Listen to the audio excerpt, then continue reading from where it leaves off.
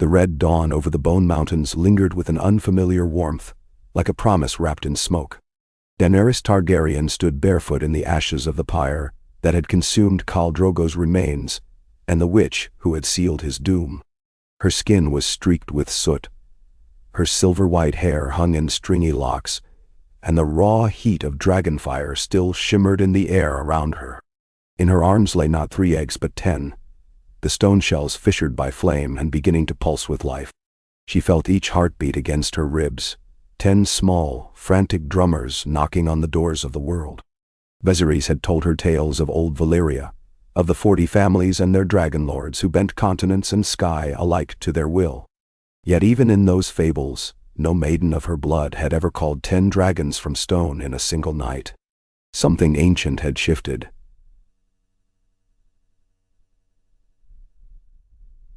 Something as deep and secret as the fire beneath the Shadowlands. She could feel it humming through her bones. As the last embers turned gray, tiny claws cracked through onyx shells, streaked with amethyst, jade, and pale gold. First came the shrill screech of a hatchling the size of a raven, its wings unfolding like vellum scrolls edged in living flame. Then another, and another, until 10 crying wormlings writhed in her lap. They bit at her wrists and forearms, drawing beads of blood that vanished in steam. She did not flinch. "Blood of my blood," she whispered in the old tongue, and her voice soared across the dead plain like a prayer made of broken chains.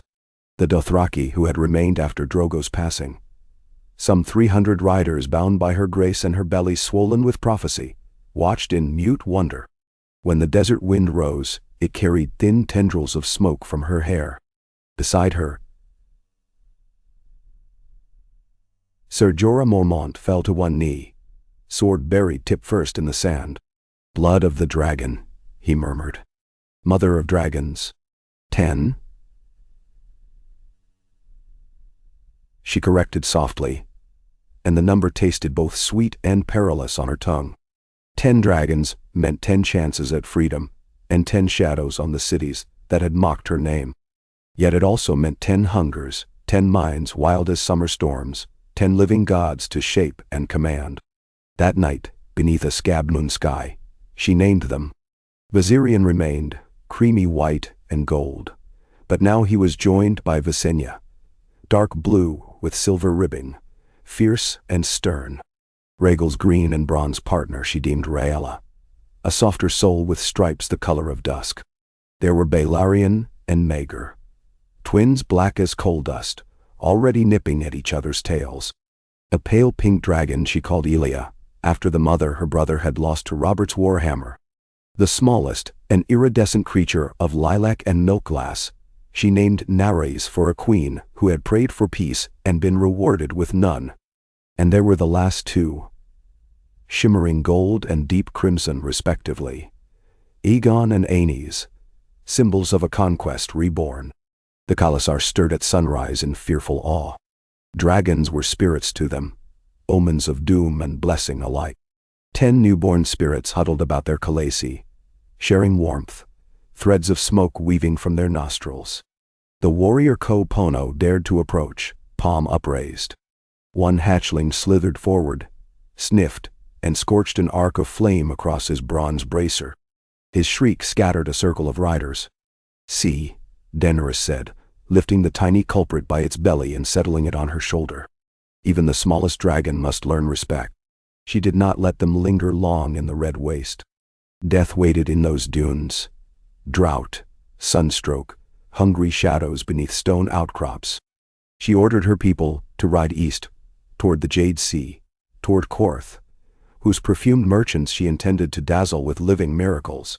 Word traveled faster than the Khalasar, borne on wings of rumor.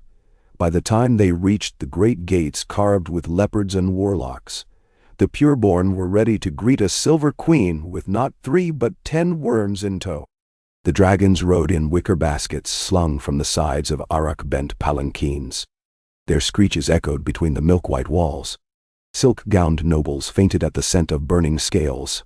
Priests of the pureborn prostrated themselves, chanting prophecies older than the city. Zaro Dixon Daxos. sweating within his indigo robes, clasped her hands with fervor that approached terror. "You bring a new dawn," he breathed. "A dawn that could scorch this jade kingdom, or make it shine brighter than any gem." Daenerys smiled with lips chapped by wind. "The choice, my friend, depends on whether Qarth offers shade or shadow to those who thirst." Visenya hissed atop her shoulder, and the merchants fell over themselves to provide water, salted goat, dragon saddles wrought of zebra hide, and silks the color of sunrise. In the Hall of 1,000 Thrones, Daenerys stood where no dragon rider had since before the doom. 10 scaled shapes writhed behind her in varying stages of growth, claws scratching at the obsidian tiles. She spread her arms. "I am Daenerys Stormborn of House Targaryen," she declared, voice swelling until it filled the cavernous hall.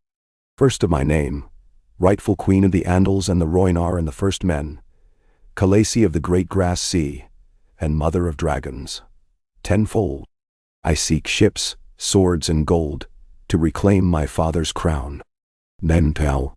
A warlock in blue lips stepped forward, eyes lost beneath a purple hood. "Or you could leave your hatchlings here. Qarth will worship them, and you will live in hallowed comfort." Comfort. She tasted the word like rotten meat. Comfort is a goose feather pillow shoved over a dying man's face. A flick of her gaze commanded Valyrian. The pale dragon leapt, wings unfurling in a flash of ivory. With a roar that turned marrow to ice, he engulfed the air above the speaker's head in blue-white fire. The warlock's hood melted, his dream dust braids combusted, and the pureborn shrieked. After that show, Qarth granted her all she asked. Too much, perhaps. 10 dragons made everything possible, and possibility breeds fear as swiftly as wonder. Within weeks, whispers rose. "The Khaleesi will feast on our children. Her monsters will darken our skies. The salt wind will reek of charred flesh." Assassins came at dusk, masked eunuchs bearing glass daggers. Daenerys tore them apart mid-leap, scattering nocturnal blood on diamond-paved plazas. A merchant prince tried poison wine. Aenys spat flame on the goblet, boiling the grapes to vapor. "Ser Jorah," confided one starless night, "these Qartheen worship you because they dread you.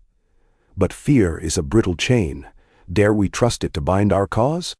She stroked Maegor's scaled head.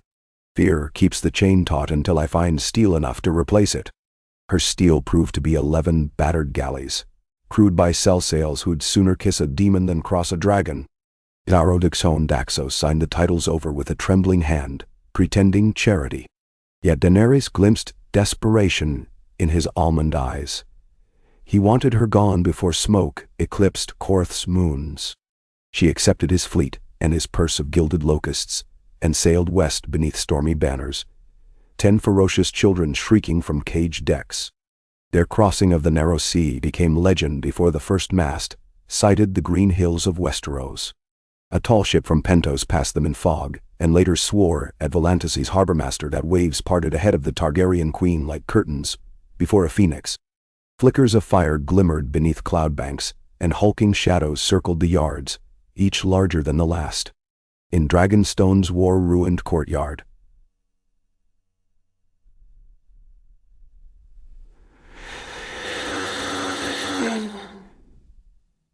Stannis Baratheon's men gaped at the sky as 10 mighty shapes descended, some with wingspans near 40 feet already. Dragons of disparate hue landed amid the carved gargoyles, as if reclaiming lost kin. Maester Cresson, once counselor to a usurper, collapsed dead awe or terror.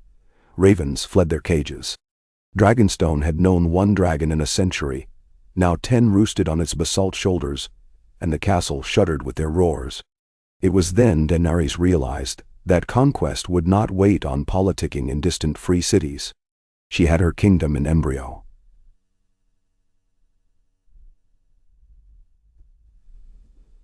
Scales and flame instead of scribes and parchment. She need only let it grow. The first test came when Lord Stannis sailed from Storm's End, full of righteous fury. He carried red banners emblazoned with a burning heart, and beside him stood a pale priestess with ruby eyes.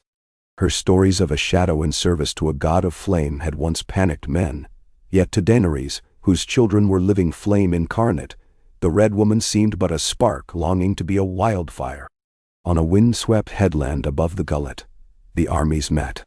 Stannis arrayed 5,000 Florent men-at-arms, burned by siege and salt. Daenerys rode at their van not on a pale mare as Drogo had, but astride Valyrian, the larger of her coal-dark twins. He was still half-grown, yet his ribs were wider than a warhorse's chest. When his talons dug into the turf, the earth quivered. "Bow before your queen," she commanded across the wind. The Iron Throne belongs to House Targaryen by blood, by fire, and by oath sworn in ancient Valyria. Stannis' jaw clenched. "The throne belongs to rightful law. Your father broke faith, your brother broke peace, and you break the realm. Law is Quill Scratch," she answered. "I bring judgment." She flung her arms skyward. 10 dragons answered, scattering clouds like startled geese. Scales flashed gold, emerald, and rainbow twilight. The soldiers broke before the first torrent of flame seared their standards. Armor ran molten, pikes curled like wood shavings. Only a ring of ash remained where Stannis' host had stood. The smoke carried east on an ocean gale. Stannis himself survived, snatched away by a black shadow conjured by Melisandre's blood sorcery, if rumor spoke true. Yet Daenerys did not care. One threat was ended, a dozen awaited. She sailed north to White Harbor, then west to Gulltown, her fleet of galleys shadowed by soaring terror. Whenever a lord barred his gates, dragons perched upon moss-cloaked towers and roared until stone split. Castles surrendered before the first stone shattered. Ravens raced to King's Landing with tales of a Silver Queen's inexorable advance. In the capital, Queen Cersei hovered on the Iron Throne like a spider at the heart of a web aflame. She sent ravens to every corner of the realm, promising gold for any hero who could kill a dragon. Men came. Hedge knights, sell-sales, bold fools wearing boiled leather. They returned as charred husks or not at all. Wildfire was dredged from forgotten cellars, loaded into scorpion bolts. But the purple flames danced harmless upon Daenerys' iridescent hide. She dove upon the king's gate and vaporized the pitch behind its portcullis. Tyrion Lannister, hand in all but crown, drafted desperate letters to Dorne, the Reach, and the Iron Islands, begging them to unite or perish. Yet each reply brought tidings of other dragons. Aegon had raised Old Town's fleet in whispering sound.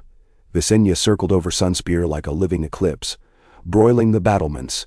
Rhaella had melted Pike's stone bridges into black glass. Each corner of Westeros now bore the brand of wings and fire. The greatest terror came one summer afternoon, when the heart of the Crownlands trembled.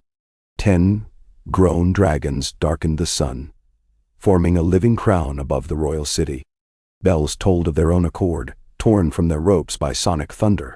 Cersei stood upon the walls beside a gaunt boy-king and watched as Valyrian, oldest and proudest, descended in a spiral of blue-white flame. He landed atop the sept of Baelor, claws piercing marble as though it were crusted snow. Stone saints wept molten tears. Daenerys approached on foot, through streets wreathed in ash flurries. Her silver hair snapped behind her like a banner of frost. She wore no helm, only the confidence of a conqueror. Small folk bowed or fled. Gold cloaks cast aside spears and knelt. By the time she reached the Red Keep, a tide of humanity crawled at her heels chanting Misa, Misa, ... Cersei's last gambit was wildfire. 600 jars hidden in caverns beneath the Seeptat. She gave the signal before slipping into Maegor's holdfast with her son. Green Demon's breath roared up from cracks, twining about Viserian's claws. But wildfire burned at the whim of ghosts. Dragon flame burned with the fury of living gods. Viserion inhaled, then exhaled sapphire conflagration, so intense it devoured the unnatural green. A sound like 1,000 banshees shrieked as 2 infernos collided, canceling each other in a flash of white that turned windows to sand. The sept imploded, leaving Viserion standing within a caldera of glowing ruin, triumphant and scarred by lightning-bright veins along his scales, a crown of victory etched in pain. Daenerys took the Iron Throne that same dusk. Melted swords sagged beneath her weight, yet she felt no prick of metal. Aegon's chair accepted her as if it remembered. She held court while ash drifted like snowflakes. Lords great and small knelt, their eyes reflecting the flares from dragons perched along the ramparts. 10 monstrous silhouettes framed the setting sun, and all of Westeros understood that a new dynasty had arrived, forged in numbers unseen since the world was young. But Conquest was only the beginning. 10 dragons brought not just power, but imbalance. The realm shook beneath their wingbeats. Sheep burned in pastures, fisherfolk wept over boiling bays, and summer storms warped into tempests of whirling charcoal clouds. As dragons grew, so did their appetites. For flesh, for sky, for blood. Daenerys convened a council. Tyrion Lannister, freed from Cersei's shadow, stood as hand. Sansa Stark, sent south beneath a white flag, spoke for the north. Davos Seaworth came from the Stormlands carrying Stannis' broken crown, pledging fealty. And there was Jon Snow, bastard no longer, flame inside ice, drawn by rumors of living worms to defend the wall from a doom older than men. "We are balanced on a dragon's tooth," Tyrion warned over wine. 10 claws hover above 10 crowns. The realm fears you, believes you unstoppable. But fear can crack into rebellion overnight. Sansa nodded, copper hair glinting like dying embers. Winterfell receives daily pleas for grain. Dragons bake fields to sand. If famine follows, love will die. Daenerys listened, fingers stroking Daenerys curled about the throne's armrest like a jeweled cat. "I will teach Westeros to live alongside fire," she vowed. Old Valyria thrived for centuries with 100 dragons perched upon its towers. Valyria also burned, Davos muttered. Jon Snow, clad in black and gray, stepped forward, meeting her molten gaze with eyes like frost. Southrons whisper that dragons wake other things, things of ice that slept for millennia. The wall is restless. When 10 fires burn, the cold comes to snuff them. His words hung heavy, yet Daenerys found within them a strange harmony. Fire and ice, twin scourges fated to meet. "Then fire will march north," she declared. 10 flames against the dark.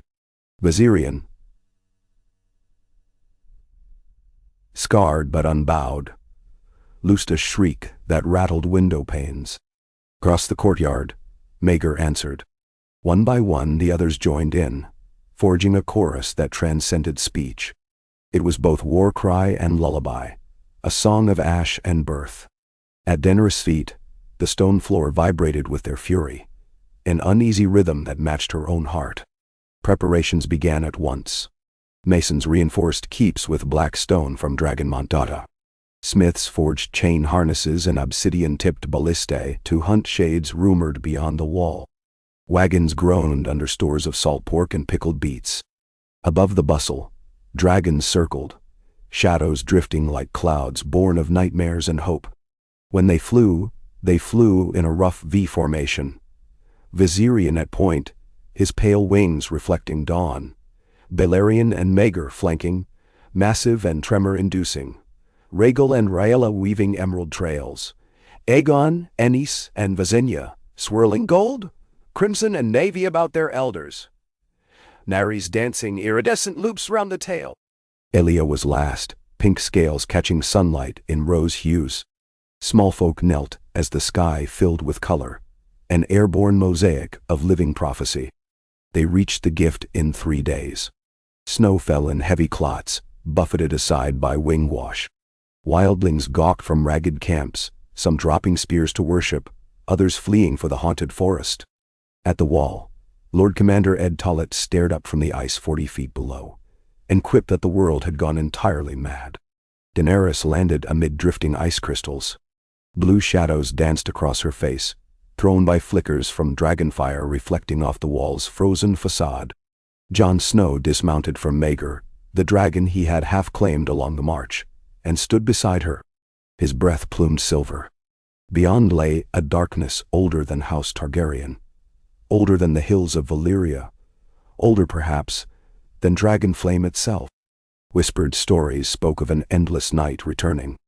Now Daenerys sensed movement under the snow, cold mind stirring, drawn by heat and heartbeats. 10 dragons roared into the abyssal gloom. Their breaths fused, forging a dome of scorching air that pushed back winter's claw.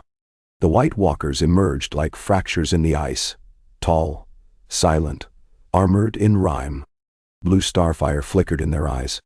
They marched with spears of glassy misery, their hosts of dead shuffling behind in clacking armor of frost. Against any mortal army, such a legion would have triumphed. But this night, the sky itself was aflame. Visenya dove first, a comet of sapphire lightning. Her flame struck, and an entire rank of corpses sagged into steam. Rhaegal's emerald torrent swept wide, turning snowfield to bubbling sludge. The walkers raised pale arms and conjured walls of swirling frost to shield themselves, but dragonfire bored through, piercing like molten lances. Daenerys rode Valyrian straight at the Night King, who stood isolated upon a hillock of ice crystals, unafraid. She saw his sword shimmer with stolen Valyrian steel, and felt a tremor of destiny. The Night King lifted his blade in silent salute, frozen lips curving toward mockery. "Dracarys," she whispered, and Valyrian obeyed. Blue-white fire met blue-white eyes. The Night King vanished in glare, and emerged unscathed, armor steaming but intact. He thrust his palm forward. A spear of jagged ice shot through twilight, too fast to track. It struck Valyrian's chest with a thunderclap. The dragon's screech split the sky. Wings flailed.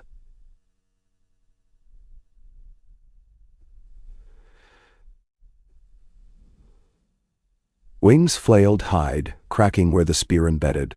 Daenerys clutched his neck, feeling hot blood splatter her cheeks. Valyrian staggered midair.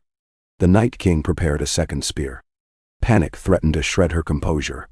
1 dragon wounded, 9 remained, but 10 had felt like perfection, a ward against fate. Before the spear left the Night King's hand, a crimson flare erupted at his flank. Aenys slammed into the icy monarch, jaws snapping, claws rending. The spear tumbled aside. Jon Snow, astride Meager, swooped down, long claw blazing with ghostlight. He leapt from the saddle, blade raised high, and struck at the Night King's collar where dragonfire had weakened frost steel. The sword bit deep, and the Night King's scream echoed like glaciers cracking. When he shattered, snow turned to diamond dust. The dead collapsed where they stood. Silence rushed in, broken only by the rasping breaths of dragons and the distant wail of wind. Valyrian tumbled, wings failing. Daenerys guided him earthward, landing hard amid churned slush. His flank heaved, blood hissed against frozen ground. She placed her palm over the wound, feeling the frantic thunder of his heart. "No," she murmured. "Not you, my firstborn, not now." Around her, the other dragons circled, keening in low, mournful notes. Heat radiated from their scales, thawing snow in concentric rings. Jon knelt beside her, gloves soaked through with meltwater. "He lives," he said, voice hoarse. The spear missed his heart. For hours they tended Valyrian, stanching blood with patches of leather and sealing cracks with flame tempered to gentle warmth. As dawn broke, pink and gold, the dragon stirred and snarled, but did not rise. He would carry scars forever, but he would live. 10 left Valyria. 10 were born in the Red Waste. 10 had conquered Qarth, shattered Stannis, humbled Cersei, and burned the Night King to shards. 10 remained, changed, tempered, scarred, and bound to their queen by blood thicker than flame. In the great hall of Winterfell, where banners of wolf and dragon now hung side by side, Daenerys sat with Jon at her left, and Sansa at her right. Lords from every corner of the realm sought passage through snows still crusted with ash, all eager to bend knee to the light of dragonfire that had saved them from endless night. Yet Daenerys' gaze roamed beyond oaths and crowns. She saw ships in distant harbors, their masts straining toward horizons. She saw camps of freedmen on the far side of the narrow sea who still yearned for justice.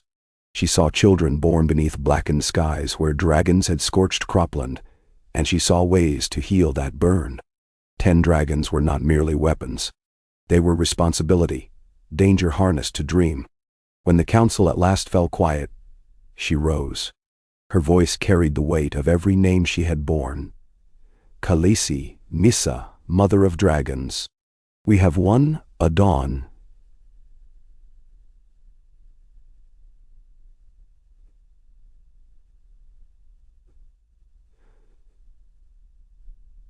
But dawn must rise each day. We will mend what fire broke.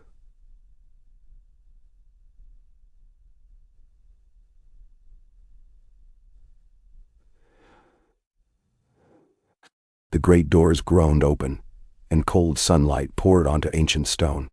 Outside, 10 titans waited, scales gleaming in morning gold. Their breaths plumed steam that flashed iridescent.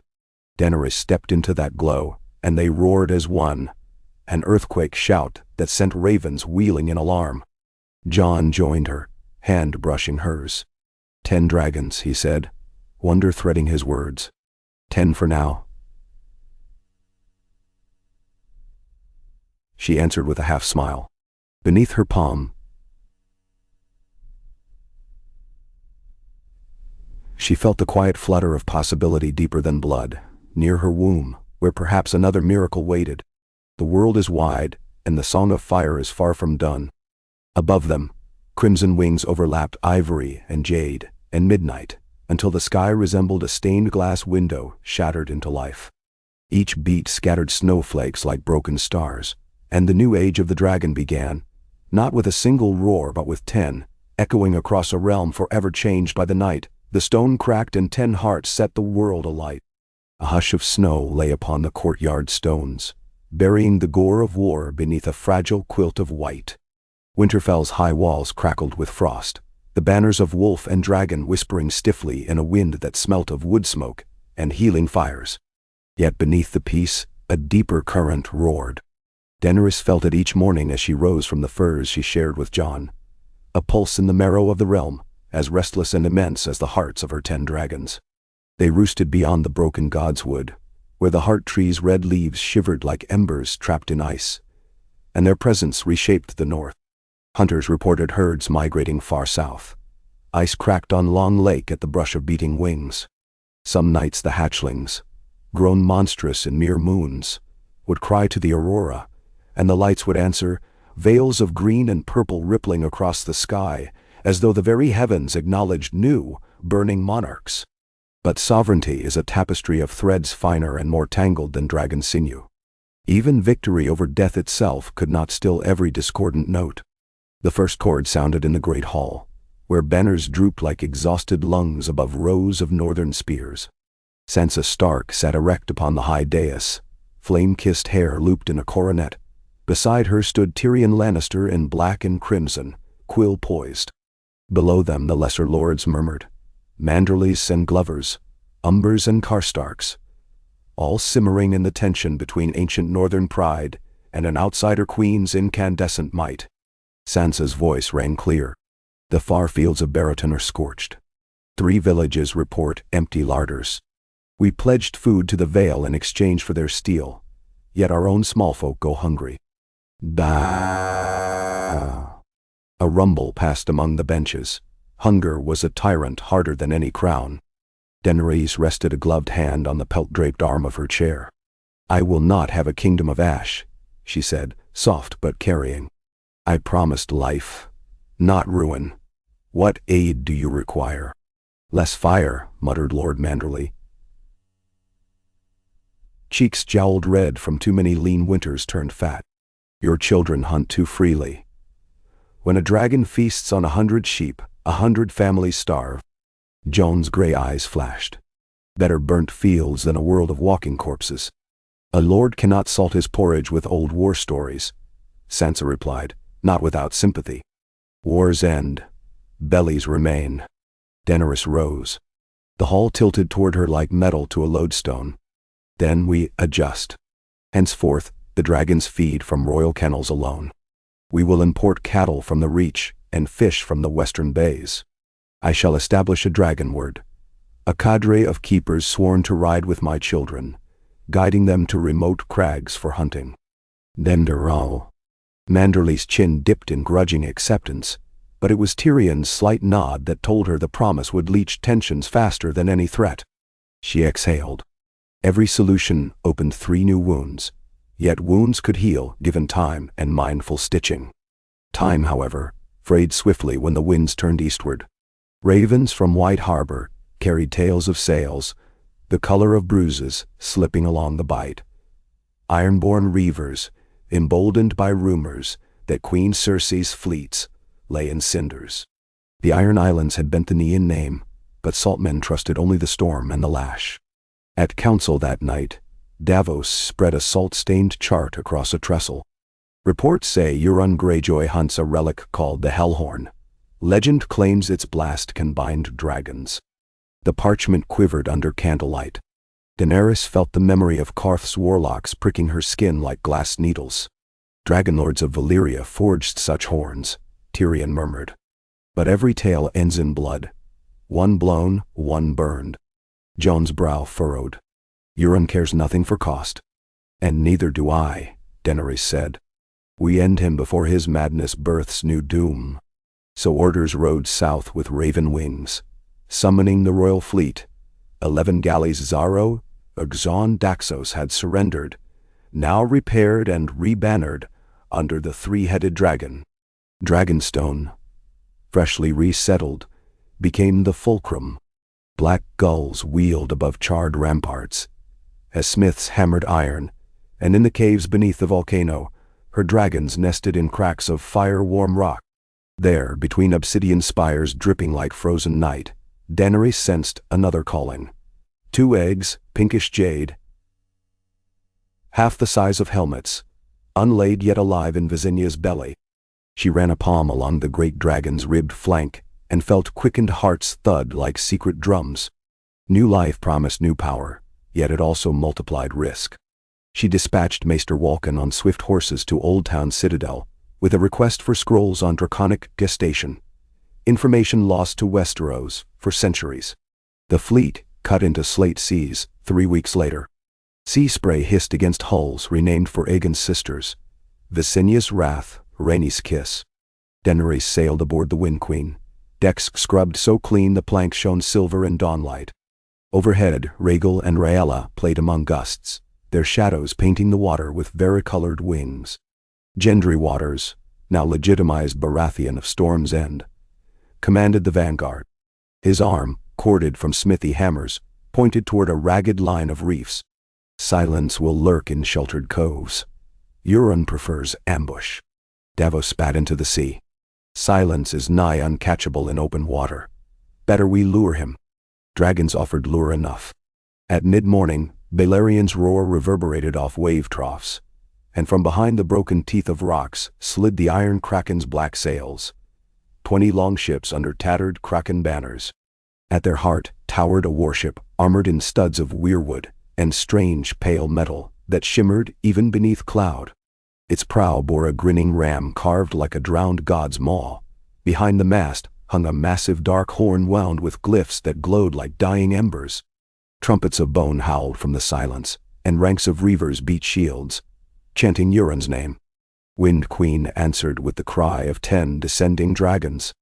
They attacked, not as knights, but as storms. Valyrian spewed ghost blue fire that instantaneously vaporized a deck where 20 archers stood. Aegon strafed low, his golden flame curdling sea into steam so dense sailors suffocated before burning. Yet the silence did not falter.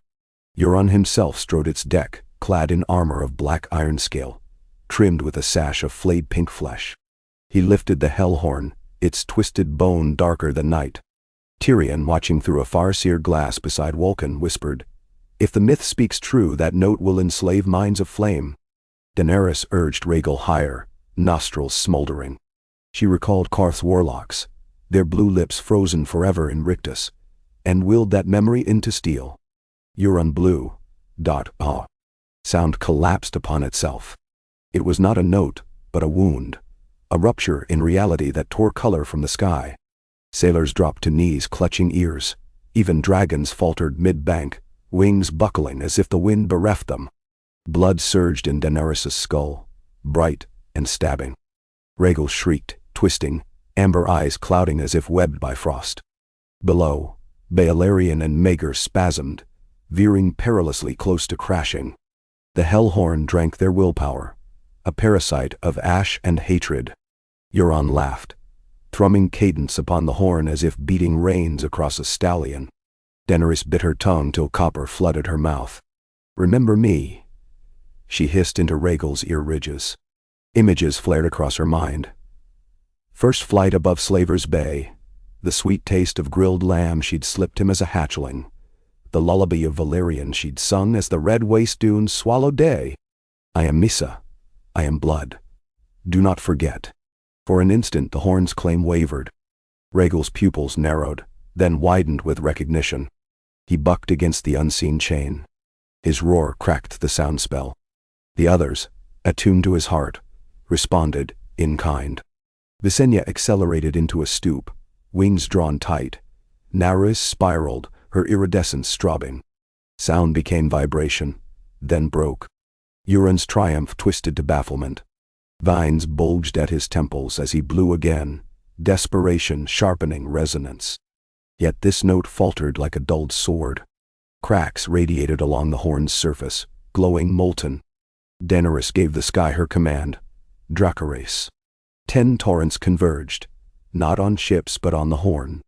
Flames of sapphire, jade, crimson, and darkest night wove into one pillar hotter than the forges of Ashai. Horn and wielder vanished inside a white-hot column. Silence's hardwood bulged, charred, exploded outward. Shrapnel of burning planks rained upon the surrounding longships, setting rigging ablaze. Reavers leapt screaming into water that boiled. When steam cleared, only flotsam remained. Euron's mad crusade ended by the very power he sought to wield. Wind Queen advanced through drifting embers. Gendry ordered grapples to haul survivors. Some refused, shrieking curses, but most clung to ropes weeping brine and terror. Daenerys stood upon the foredeck, rain of ash freckling her cheeks. Deep in her breast, pride mingled with unease. She had won, but the specter of control, of chains forged for dragons, would haunt every rival mind hereafter.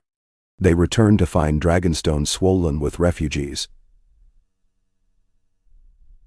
Small folk fleeing raids by cell-sails of lice and mire, who smelled decay in the realm's seams.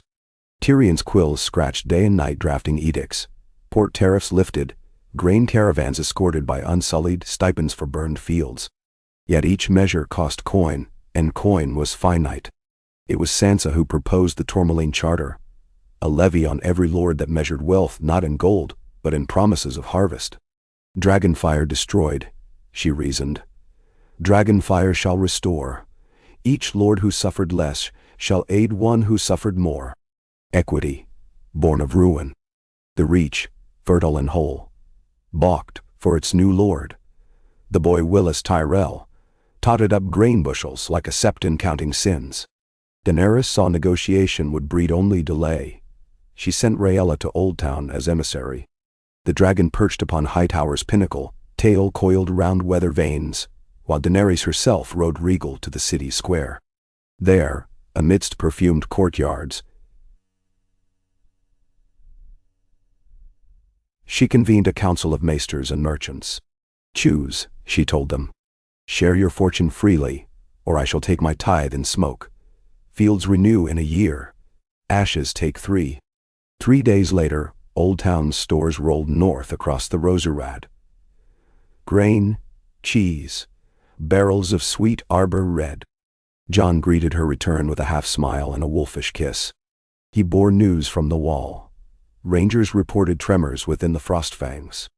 "Ice crumbles in canyons untread by man," he said, arms wrapped round her in lamplit corridors. No white stir, but something moves, something old as winter. Daenerys pressed ear to his chest, hearing the sure thump of a heart, tempered by death and resurrection alike. "We will ride north again come thaw. If evil wakes, dragons will answer."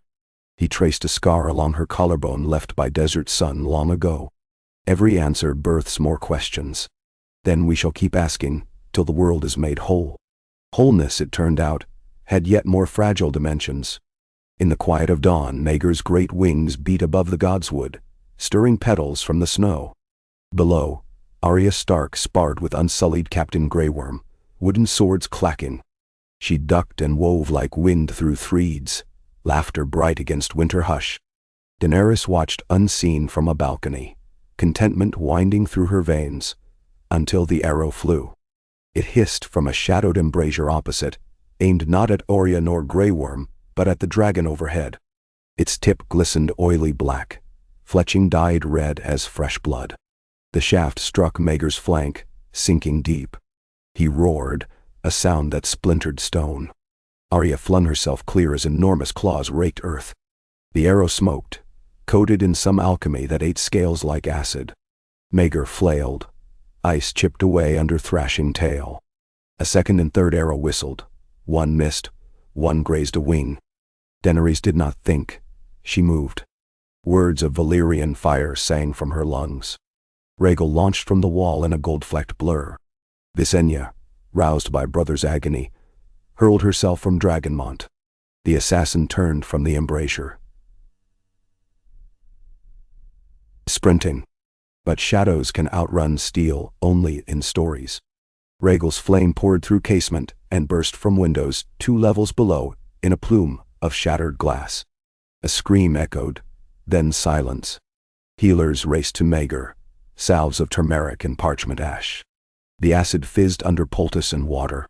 He would heal, they said, but scars would linger. Inside each welt Daenerys saw prophecy. Men would craft new poisons to fell what fear alone could not. Grey Worm dragged the charred corpse to the courtyard. The man's face had melted to an unrecognizable mask, but sewn into his leather jerkin was a coin, black and iron, stamped with a faceless man. Braavos had exacted its price for ships lost to dragons. Arya knelt, dark eyes hard. "My old order," she said without apology. "They strike for gold and for grudges. They will not stop. Then I must end them, or they will end my children," Daenerys replied. She crouched, plucked the coin, tossed it into brazier flames. "If the house of black and white wishes war, war they shall have." She sailed on the morrow, taking Tyrion, Arya, and 1,000 unsullied. Dragons winged above, wake stretching like a comet tail. Jon chafed at remaining, but the north still needed kingly hand to mend. Their parting was quiet, a kiss amid candle smoke, and whispered vows to share dawn once more. At sea, Arya taught unsullied shadows how to move without footfall, how to kill with silence. Tyrion studied Braavosi law, drank too much arbor red, and crafted schemes like nets cast at unseen fish.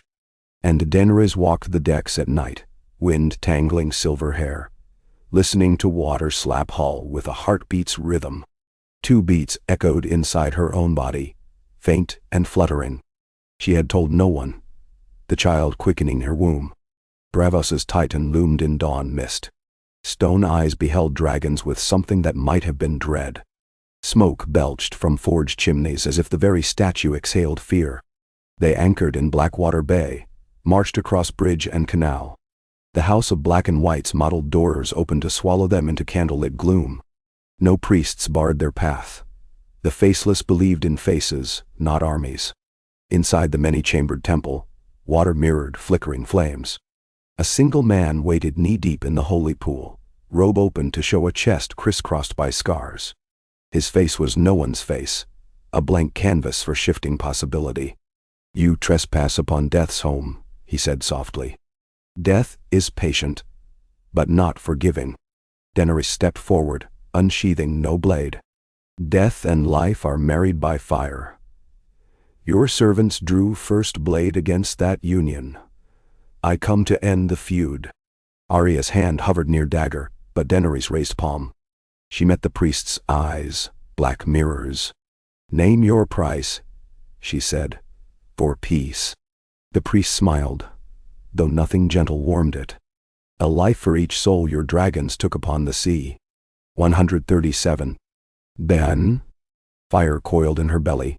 You would have the realm's queen butcher small folk to set your account book? It is the only coin we keep. Tyrion cleared throat.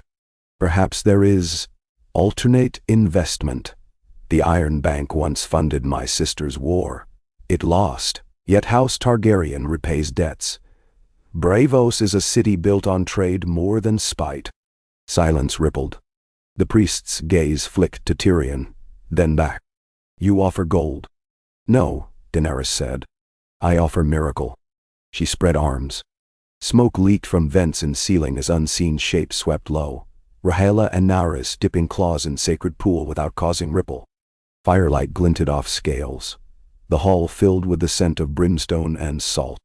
My dragons hatch eggs, she said. Eggs worth empires. I will gift braavos 3 clutches, bound by charter. They may be studied, revered, never sold to warmonger. In return you will vow, upon the many-faced god if you must, to lift the price on my head and forbid further contracts against me or mine. The priest inhaled the dragon's heat. Faces hidden behind pillars murmured, ghostly acolytes drawn by possibility of resurrection. After long stillness he inclined his head. Life repaid with life. We accept. Outside beneath the Titan, Arya asked, Will you truly let them keep dragons? No, Daenerys answered. They will keep stone. Fertile eggs require flame of a dragon mother. Those clutches will remain stone unless I breathe life into them, and I will not. Tyrion laughed so abruptly he swayed. Half-truth, whole gain. Well played, your grace. She smiled thinly. Peace demands cleverness as much as swords. They returned to Westeros amid whisper of spring. Crocuses broke snow, rivers swelled. In Winterfell's courtyard Jon held her as though months were seconds. Against his chest, she felt her swelling belly press. Across sky, dragons wove aerial hymns to herald reunion. Peace, however, wore shoes of glass. One crack, and all could shatter. That crack came from Old Town's archmaesters bearing grim tidings. Sickness in the Reach. Fields where crops withered overnight, villages where skin mottled like burnt parchment. The maesters called it ash blight, born of soil scorched too hot by dragonfire, releasing humors deep within clay. Daenerys flew to afflicted farms. Earth lay gray and brittle, plant stalks collapsing at a touch. Children coughed black phlegm. In her gut guilt curdled. Dragonfire had saved. Dragonfire had cursed. She summoned Bran Stark, now Greenseer Lord of Weirwood Throne and Raven Eyes. He arrived carried by Hodor's kin, his gaze floating beyond present. In the blighted field, he laid palm upon ground. Eyes widened. The land is wounded, he murmured. The wound can close if fed iron cooled by tears. Tyrion puzzled. Gendry forged test plows of raw dragonglass, turning ruined soil until black humors bled out. Rains washed toxins to lower strata. Seeds sprouted anew. Ash blight retreated, like a chastised cur. Daenerys decreed reclamation festivals. Villages gathered to plow and plant together, each dragon offering a single controlled burst of flame to warm soil before plowing. Not scorch, only kiss. In time, barley unfurled, green and hopeful. In deep summer, Visenya's labor began. She retreated to Dragonmon's molten caves where heat shimmered in curtains. Daenerys waited outside, senses stretched taut as bowstring. With earthquakes that rattled windows across the island, Visenya delivered 2 eggs, slick and glowing violet. Days later, Naerys laid a 3rd. Pale turquoise veins flicking under shell. Ravens carried news like lightning. 10 dragons had become 13, unlucky or blessed, depending who counted. Fear and awe rekindled across the world. Kings across the Sunset Sea dispatched envoys pleading alliance. Qartheen warlocks begged to witness hatching. The Citadel's conclave petitioned for yolk samples. Daenerys refused them all. She entrusted eggs to Valyrian steel cradle within Dragonstone's deepest vault, guarded by Unsullied who swore vow of sightless watch, eyes bound with silk so they could never describe the path. The eggs pulsed faintly at night, like stars breathing under skin. And so the realm inched toward an equilibrium, stitched of dragon wings and mortal will. Northern snows melted into rivers that powered forges. Reach fields waved gold once more. Dorne's orchards bloomed, the scent of citrus drifting north on warm breezes. Merchants sailed unmolested, for reavers feared skies. Free cities reopened trade. Yet no tapestry is without flaw. In the stony halls of Casterly Rock, Sir Bronn of the Blackwater, now Lord Protector by right of coin and vacancy, glowered at ledgers that bled red. Dragons eat taxes, he complained. Finger-tapping table. He eyed the gilded skull of Valyrian, the Black Dread. Shipped from King's Landing for royal display. And skulls eat loyalty. Plots brood, whispers snaked east. In the free city of Pentos, Magister Illyrio wooed sellsword captains with promises of plunder, should Daenerys grow soft. In distant Yi, philosophers pondered whether Dragon Empress across the world signaled return of great empire of the dawn. But some dreamed of chains to slip round new sun. Daenerys listened, learned, sent envoys, extended olive branch and hidden daggers. She named Gendry master of ships. She wed Sansa to a Lyseni prince to weld east-west trade. She appointed Arya her shadow hand, to slip into dark cracks where sunlight could not. And eventually, her child quickened to readiness. One icy dawn she labored within chambers, warmed by braziers of red oil. Dragons gathered on towers, throats humming lullaby that shook icicles from eaves. Jon held her hand.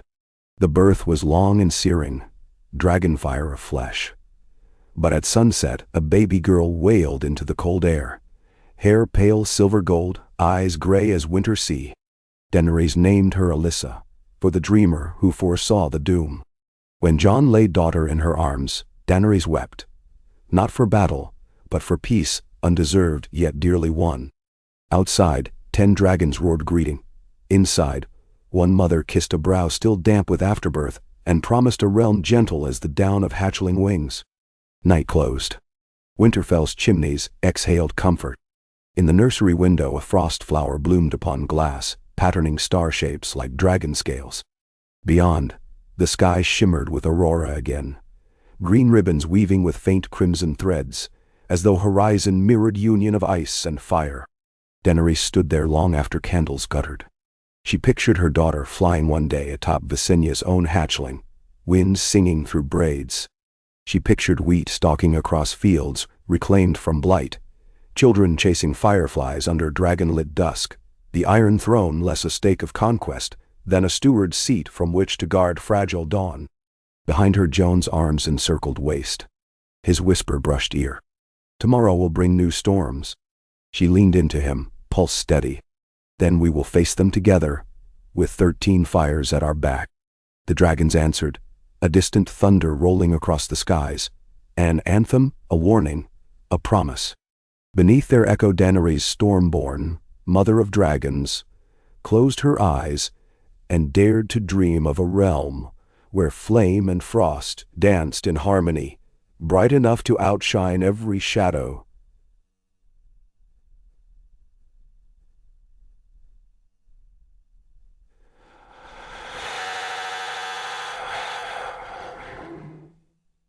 Beyond, the day Alyssa took her first tottering steps across the solar of Winterfell, a thunderstorm crouched over the castle, grumbling like an old giant awoken from fitful sleep. Thick clouds sagged beneath their own weight, ready to spill, and wind clawed through the courtyard arches in keening gusts. Jon caught the girl before she reached the hearth, her silver-gold hair already alive with static, and drew her to his chest amid cairns of toy direwolves and carved wooden dragons. Daenerys watched, a faint smile in her eyes, and wondered whether the storm taking shape outside would prove omen or mere coincidence.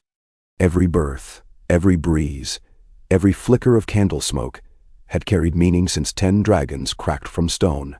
She had learned to read the realm's weather as intently as any maester scanned scrolls. Yet motherhood had sharpened that instinct into something fiercer, a need to see every shadow before it crossed her daughter's path. Her court had swollen these 3 years with northern lords eager to bask in post-winter prosperity, and with eastern envoys intent on glimpsing the creatures that bent men's knees like wheat in gale. More perilous, however, were those who arrived uninvited. 3 moons passed, an ironborn thrall stumbled through White Harbor's gate, coughing brine, and died at Wayman Manderley's feet. Inked upon her shoulder was the sigil of House Greyjoy bound in chain links, a sign Euron's surviving cousins had sworn revenge. In Old Town, red priests once dazzled by dragons now warned their congregations that fire, untempered by faith, would collapse into cinder and salt. And somewhere beneath the Titan of Braavos, the faceless temple hosted orphans, whose lullabies ended with the whisper of Queen of Ash. The first true tremor came not from assassins or priests, but from the earth itself. 24 leagues north of Hardhome, cliffs collapsed into the shivering sea, vomiting sheets of ice the size of galleys. Rangers perched atop the walls' shattered crenellations witnessed a pulse of pale fire blooming below the skyline, as though the land exhaled frost breath. The report, delivered by Raven, reached Winterfell mere hours after Alyssa's steps. Jon studied the black parchment, lips tightening wordlessly. Daenerys asked for every detail. The message named rumbles, distant lights beneath snow, silhouettes, 5, perhaps 6, moving in lockstep toward the forests south of the ruined towns. "We burned their king," Jon murmured that night while wind rattled shutters, but the cold remembers its own music. He traced patterns of ice across the map, spread between their teacups. This could be aftershocks of necromancy, pockets of whites burying themselves deeper when the Night King fell. Or something older. "Fire answered ice once," she said, voice softer than the hearth. "We can answer again.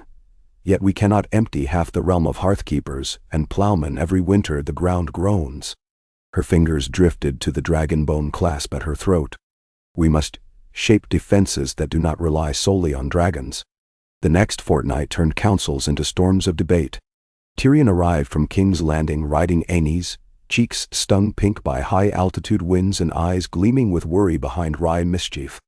Gendry rode upriver from the Trident, with half-forged schematics of riverlock chain booms and floating trebuchets so large they could fling barrels of wildfire 2 leagues. Sansa came down from the Eyrie, where her marriage to Lyseni seafarer Prince Morris had become a careful waltz of harvest tariffs and silk roots, bringing news of foreign gold buying Knights of the Vale in secret. Meanwhile Bran Stark, seldom seen outside his weirwood throne in the Godswood, sent ravens with cryptic verses. "When dragon blood waters the root, the leaf glows hotter than the flame." Walken, once timid, now wore the Archmaester's ring of healing and chain of glass, as he explained to gathered nobles the hazard of relying on dragons for every illness of kingdom or climate. "Too much flame," he warned, "creates its own winter of ash. Ashblight may yet return disguised by new leaves." At that Daenerys' reflection in a goblet of arbor gold rippled. Visions of scorched fields still haunted her nights. On the 7th day of debate came the emissary from Yiti, sailing up the White Knife in a lacquered barge, carved like a golden lion turtle. His name was Scholar General Chinhai, a thin man clad in robes of midnight silk, each fold embroidered with phoenix feathers that appeared to stir under torchlight. He bore gifts: spiced tea bricks pressed with dragon sigils, jade medallions shaped into coiling worms, and a message from the bright empire's city of splendors: exchange of knowledge, not conquest, lest the world's great civilizations ignite like oil upon water. But his bow held caution as much as courtesy. "The Pearl-White Empress bids you safeguard the balance of heaven," he told Daenerys in the Great Hall, voice echoing beneath wolf banners. 10 dragons tilt the axis. 13 may tumble it entirely. Behind the dais, Visenya's newly hatched twins, Sunfire and Topaz, slept chained in silver collars heavier than saddle trees. Their baby squeak still melted steel in brazier bowls. Chinhai's eyes fastened on the flicker of molten iron. "Our astronomers chart disturbances among the northern lights.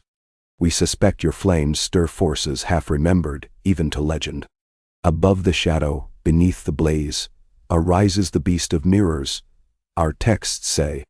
We do not yet know what the beast is, only that ice and flame converge to birth it." "Nam?" Later that evening, Tyrion found Daenerys alone in the candlelit library, leafing through Maester commentaries on the long night. "When distant kings preach moderation," he quipped, "it usually means you're terrifying them effectively." But as she shut the leather-bound tome, his grin faltered. "Still, I can't help but recall a riddle from Uncle Girion. The trapper who catches every fox starves when rabbits run rampage. Now we're drowning in foxes, rabbits, deerwolves, gods no else." She inhaled cedar and dust. "You fear I have caught too much? I fear the snares grow tangled, and sooner or later every trapper must sleep." 2 days after the Scholar General's departure, Bran summoned a gathering beneath the heart tree. Crimson leaves shivered overhead like bloodied wings. Snow, late for the season, fell in quiet whispers. Bran's eyes filmed white as he spoke through raven and memory. "I dreamt beyond the wall," he said, voice layered as if multitude spoke. "Not whites, not walkers.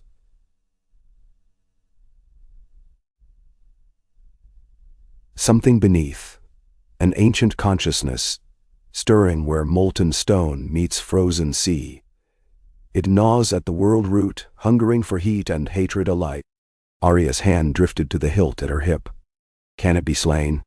"Perhaps," Bran answered, lids fluttering, "but sword or flame alone cannot reach it. It moves through thought, through stories.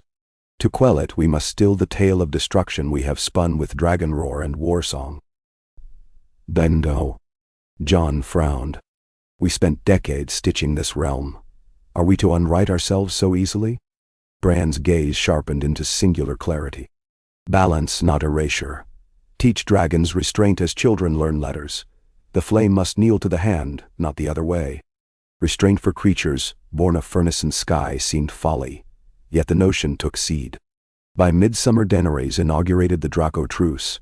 Each lord sworn to host a pair of dragon stewards, scholars, singers, stonemasons, even septons, trained to understand draconic moods and mitigate their hungers with timed feedings, flight rotations, and resonance songs lifted from Valyrian lore.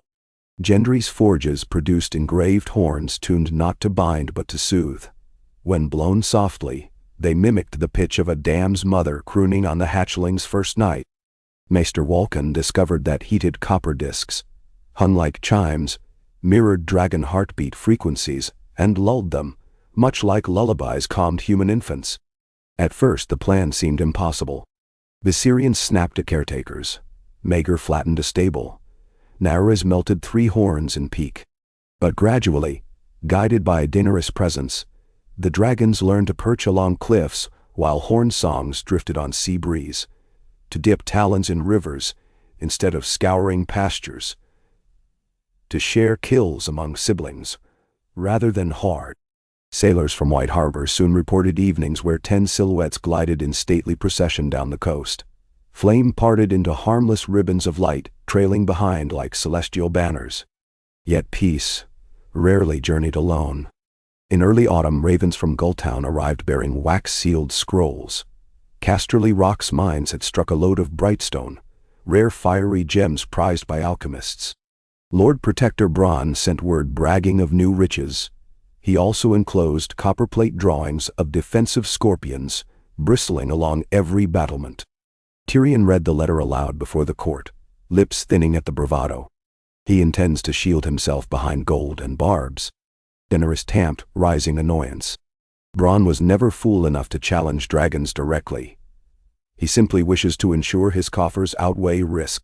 But 3 nights later, a traveler slain outside Moat Cailin held, stitched within his jerkin, a draft contract. Bronn promised bright stone deliveries to the Lysine pirate Raja Milano in exchange for fire-eater javelins, throwing spears rumored to erupt into alchemical infernos hotter than wildfire. If thrown by trebuchet, such weapons might pierce scale and explode within. Daenerys' council debated whether the rumor bore substance. Arya argued for swift infiltration. Tyrion lobbied for diplomacy. Gendry offered to sabotage the Brightstone mine shafts with controlled cave-ins. Jon recommended negotiation first, war second. Daenerys weighed each voice. Dawn broke upon her decision. She would ride to Casterly Rock with 3 dragons as witness and an entourage of healers and stonemasons, promising to help Bronn reinforce mine tunnels against collapse and to purchase Brightstone at fair market. A debtor rarely abhors coin, Tyrion observed with a dry chuckle. Still, he rode with her. The castle of his birth remained a wound unhealed, and he preferred to salve it himself. They flew west. Rhaegal, Valyrian and Sunfire cast overlapping shadows across bright autumn fields. Atop the rock, scorpions swiveled but did not fire. Bronn emerged wearing a lion-trimmed cloak entirely too grand for a sellsword, grinning as if greeting old friends rather than draconic menace. Coin changed hands, agreements etched. Barrels of Brightstone were sealed under Magister's wax. In the castle forge Daenerys and Gendry demonstrated tempered shutters of Valyrian steel filigree that would vent sulfuric fumes safely, a gift ensuring miners' lungs survived their toil. Bronn, ever mercenary, accepted with surprising humility. But even as quills scratched vellum, a deeper plot hatched. Somewhere beyond the rock's echoing tunnels, Raja Malina's agents loaded stolen Brightstone into hidden skiffs bound for the Stepstones. When Arya uncovered the theft, slipping through sea caves on silent feet, they set fire to the skiff's sails.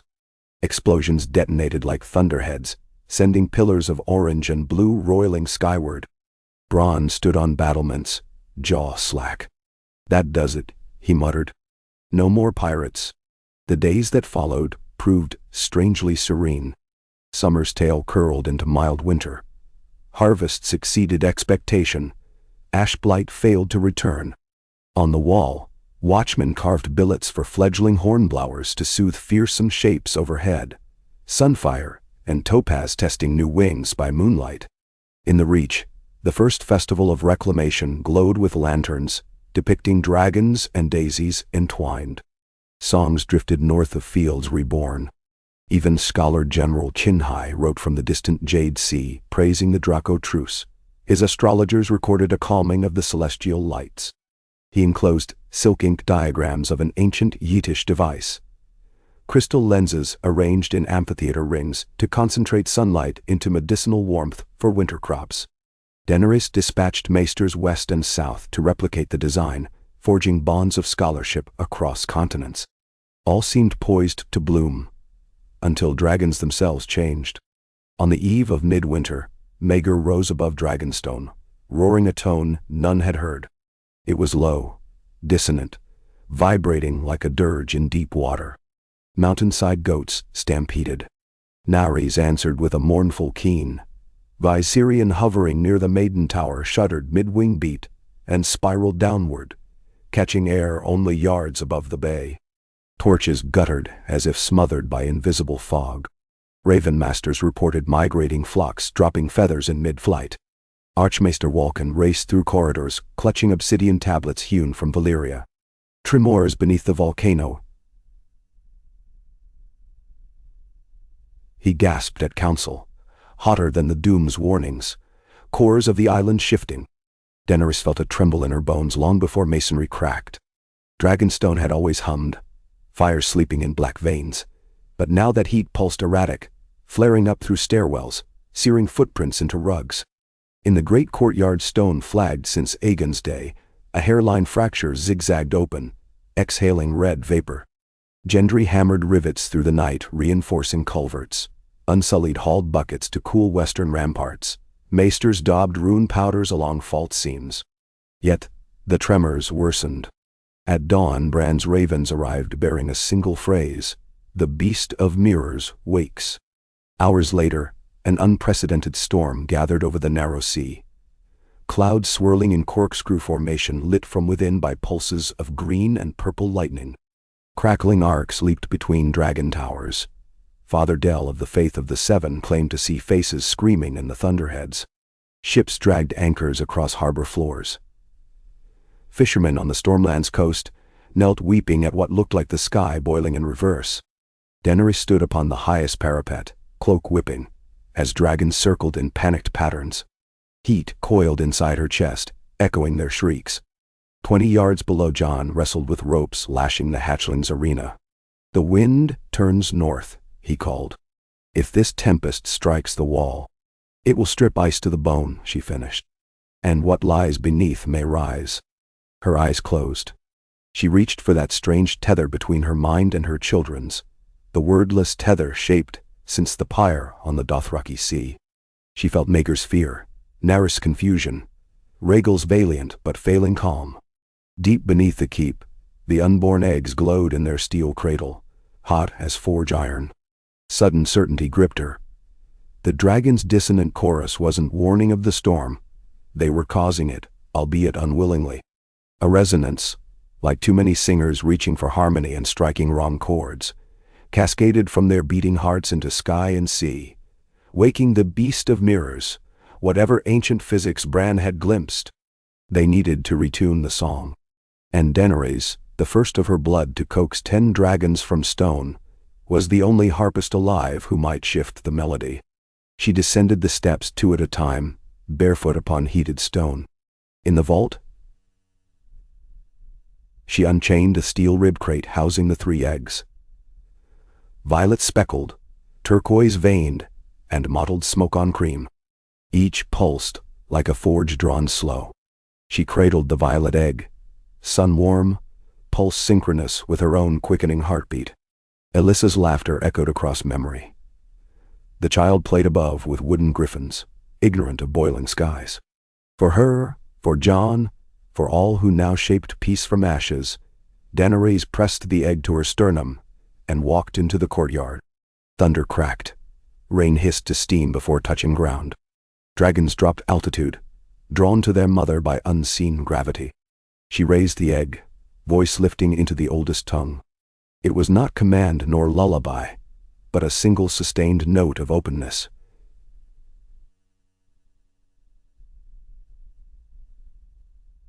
She offered her heartbeat as metronome for theirs. Wind gusted, cloaks snapped, flames guttered, and one by one the dragons answered. Maegor's bass rumble steadied first, a rolling tide of baritone. Valyrian followed, his scar-striated chest vibrating like a bronze gong. Daenerys keened a high, pure treble. Rhaegal a lilting tenor. The hatchlings piped chirps between. The chords pulled at the storm, reshaping its vortices, fracturing purple lightning into silver threads that diffused harmlessly across sky.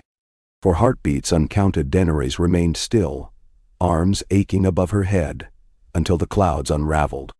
The beast of mirrors, if ever it existed beyond prophecy, retreated, unsated. A final sigh of wind brushed ramparts, then calmed to hush. Silence rang louder than the tempest ever had. When at last she lowered the egg, light glimmered across its surface. A single fissure spiraled from apex to base, glowing ember red at the rim. The unborn dragon inside stirred. If hatched now, it would emerge tethered to this new chord, a harmony not of domination but balanced resonance. Daenerys glanced at Vulcan, at Tyrion, at the assembled lords soaked in vapor. We have entered an age beyond the reach of our ancestors' maps.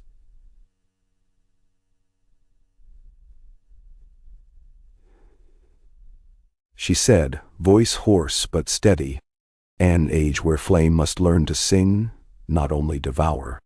Jon placed a hand upon her elbow. And ice must learn to listen.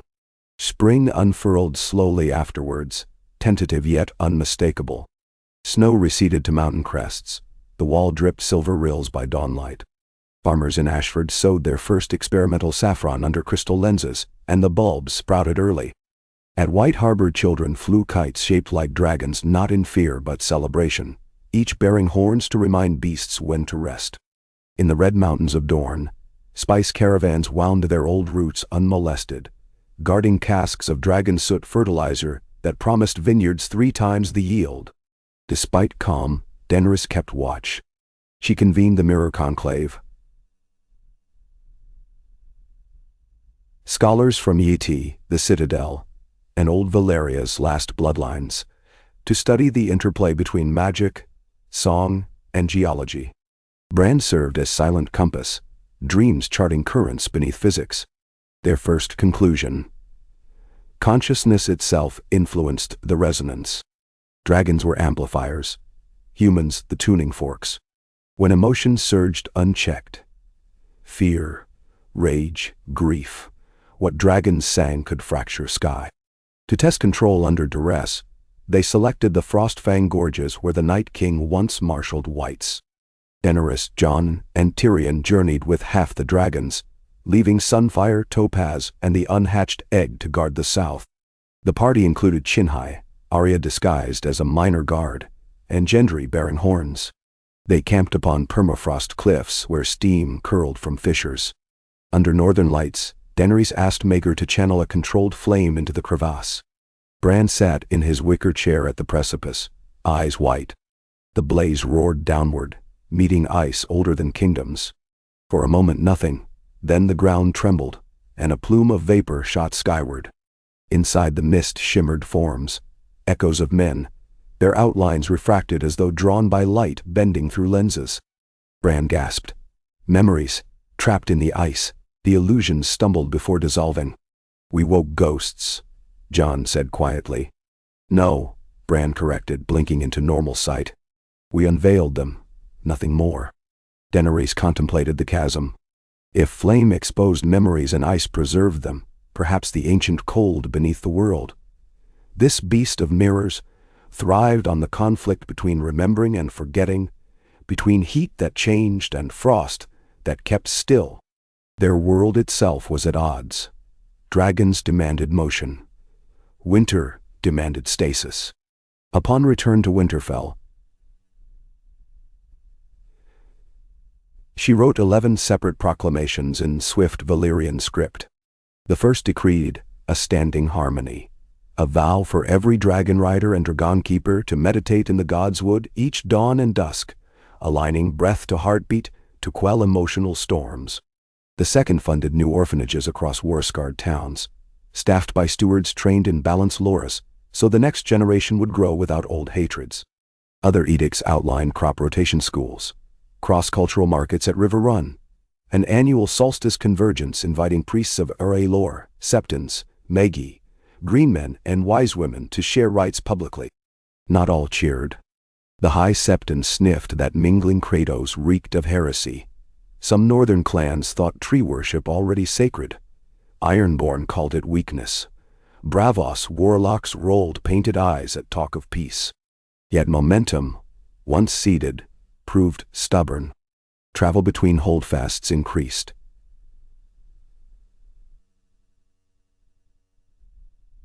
Songs of tea-stained rhymes replaced ballads celebrating slaughter. Masters documented a drop in petty raids dwarves day by day. Still, stray sparks threatened tinder. In the Vale, knights sworn to Lyseni Gold assassinated Prince Morys, casting suspicion on Lannister or Tyrell meddling. Sansa, newly widowed, rode north under dragon escort, grief rippling through her composure. Arya hunted the killers, returning with a single severed braid and the hilt of a Lyseni stiletto boiled clean by dragonfire. No other bodies required. In Braavos, whispers told of faceless trainees refusing new contracts after seeing harbor waters glow each dusk with gentle dragonlight reflected from far Westeros. Then, as if destiny yearning for symmetry, 2 white ravens left the citadel one crisp morning. One to King's Landing, one to Winterfell. They bore news of a portent studied through 1,000 glass candles. The red comet had returned, streaking the sky above Basilisk Isles. The same omen under which Daenerys' first 3 dragons hatched. The Archmaesters wrote, Venom and glory ride its tail, the world again tilts upon its claw. That twilight Daenerys climbed Winterfell's rampart with Jon and Alyssa Daenerys. Aurora swirled overhead, the comet burned a scarlet path across stars. Dragons lined the walls like living ramparts, scales shimmering emerald and lapis as comet light met their hides. Alyssa, nearly 4 now, pointed skyward, eyes wide. A dragon made of fire, she whispered. It heralded you once, Daenerys murmured, brushing the child's cheek. Now it heralds your age. Jon folded cloak around them both. Do we fear this? We prepare, she said, gaze never leaving the comet. Its tail pulsed, a heartbeat echoing cosmos and blood alike. Over subsequent weeks, omens multiplied. Shepherds near Highgarden found lambs born with faint scale patterns beneath fleece. In the Vale, snow melted in concentric rings around obsidian shards previously buried deep. Ye's astrologers recorded twin shadows crossing the sun, although no moon eclipsed that day. Septon Miria of Gulltown swore the maiden statue wept rainbow-hued tears at noon. Scholar General Chinhai returned bearing charts. The comet's arc would bring it closest above Valyria's smoking ruins before swinging north along the ghost of Essos. Legends say dragons' earliest forebears, worms who swam magma, rose from that line of fire, he said, voice trembling between awe and dread. If the comet stirs marrow of the world, we must bear witness or risk ignorance. Tyrion set quill to board. A voyage to Valyria? The doom still boils those seas. A voyage, Daenerys confirmed. With dragons above and maesters below, we leave upon the equinox. Joan's eyes flickered. The realm will be safer if we understand the ground it walks. She rested forearm on his. Sansa will hold Winterfell. Gendry and Davos at King's Landing.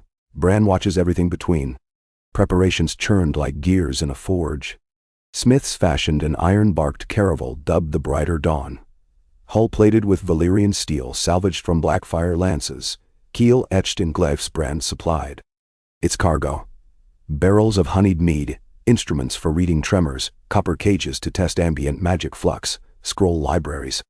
On its deck, a hatchling pen for sunfire and topaz. Old enough to ride winds but not storms. Daenerys debated taking Alyssa. The child's presence anchored her heart, yet magnified peril. Alyssa settled the matter herself, toddling to the sky bridge, where Maegor perched and declaring, "I go, so I know what dragons know." In those gray eyes Daenerys saw the stubborn justice of a Stark, the dreaming fire of a Targaryen. Against maternal fear, she set trust in the bond their family had forged. Jon would ride at their flank. Bran insisted his ravens could guide them around the worst smokes. As equinox dawned, the fleet departed Dragonstone under winds laced with volcanic tang. Rhaegal led overhead, chartreuse wings eclipsing sun. Maegor and Viserion flanked port and starboard. Naerys danced above mast tips. The hatchlings shrieked delight. Beneath them water hissed, carrying echoes of long-drowned streets where dragons once soared through marble colonnades. 3 days along the smoldering sea, they saw it. Valyria's heartspire, glimmering under comet glow. Molten rivers crisscrossed black glass islands. Geysers of steam jetted skyward, stitched by lightning that never touched cloud. Ruined arches, the bones of towers grown from sorcery, loomed in twisted silhouettes against crimson horizon. Dragons descended to uneasy glide, tails twitching at heat, rising from below like the breath of a buried god. On deck, Chinhai lifted his copper instruments. Needles spun erratically. Bran, seated in an oaken throne lashed midship, mouth hung open, eyes blank with vision. "So many voices," he whispered.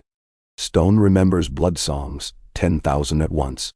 Daenerys felt it too. Thrumming in marrow, ancient chorales reverberating through each dragon's chest. Scales glowed faintly, picking up rhythm older than Valyrian speech.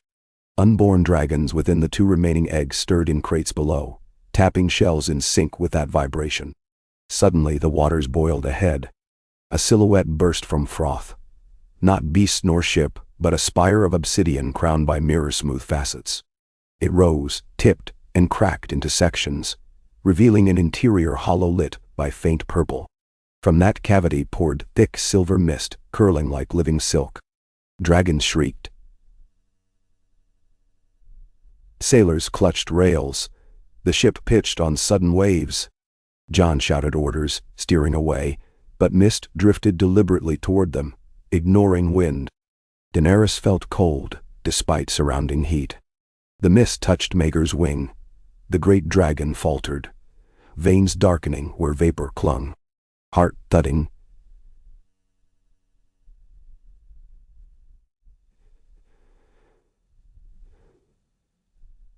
And spread arms.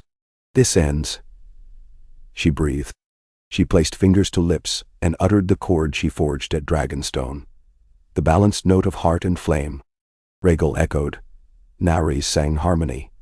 The pitch widened, a bubble of warm gold around the ship. As mist met the wall of sound, it wavered, thinned, and dissipated like dew before sunrise. Then the sea stilled. The spire lost buoyancy and sank, water hissing over obsidian shards. Silence once more, except for a staccato crack below deck. The turquoise egg split along its axis.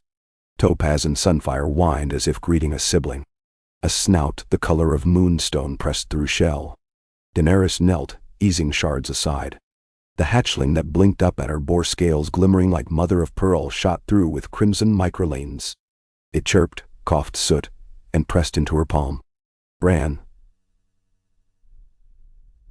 still in trance, spoke. Lorien, the mirror's child. With new dragon in arms, Daenerys faced the horizon. The comet's tail bathed ruins in red so deep they seemed to bleed. Yet her cord still pulsed around them, visible to Bran's sight, a protective sphere. They told me dragons would end the world, she said to Jon, voice shaking with exhaustion and awe. But maybe they were always meant to mend it, if we dared change their song. He brushed damp hair from her brow. Then let's keep singing. Behind them the dragons wheeled, carrying twilight on their wings, hearts bound not by fear, but by resonance. And beneath comet-lit sky, the brighter dawn sailed deeper into Valyria's broken labyrinth, each oar-beat forging fresh verses of a tale no maester had yet dared to write, one where flame and frost reached accord, and the world learned at last to breathe in harmony with beasts born of stars and stone alike. The brighter dawn sailed on, its hull sizzling where molten droplets spat from Valyria's restless coastline. Ash the color of ground bone dusted rigging and sails. Prow lanterns burned smoke dark even at midday beneath the comet's murder-red glare. Yet the crew pressed forward, urged by the silent plea of curiosity that beat within every scholar, sailor, and dragon alike. Daenerys felt that rhythm in her fingertips as she cradled Lorien. The newborn worm nestled against her breast beneath a cloak of pale wool. The hatchling's scales shimmered pearlescent in the half-light like dawn refracted through dew, and each time its fragile heart fluttered, she sensed the echo of a deeper pulse in the ruined land ahead, as though mother and child both were attuned to some grand wounded organ, struggling to keep time. Black mountains sloped like the spines of submerged leviathans, their flanks cut by rivers of orange metal that cooled to glass where sea spray hissed across their surfaces. Half-collapsed aqueducts and archways jutted from the slopes, silhouettes of a vanished empire whose artistry even in decay rivaled the pride of every castle from Sunspear to White Harbor. Jagged shards of obsidian, tall as towers, thrust skyward at erratic angles. Some bore whorls and glyphs that caught glints of comet light and sent them skipping across the ocean in blood-bright sparks. Above, the dragons circled, reluctant to land yet fascinated. Maegor's eyes reflected crimson rays like two smoldering moons, and Daenerys trailed the ship closest, long neck craning to study every ruin. Jon stood beside Daenerys near the quarterdeck rail, gloved hand resting on her shoulder. He watched Lorien with the wary tenderness of a father who knows the smallest life can tilt worlds.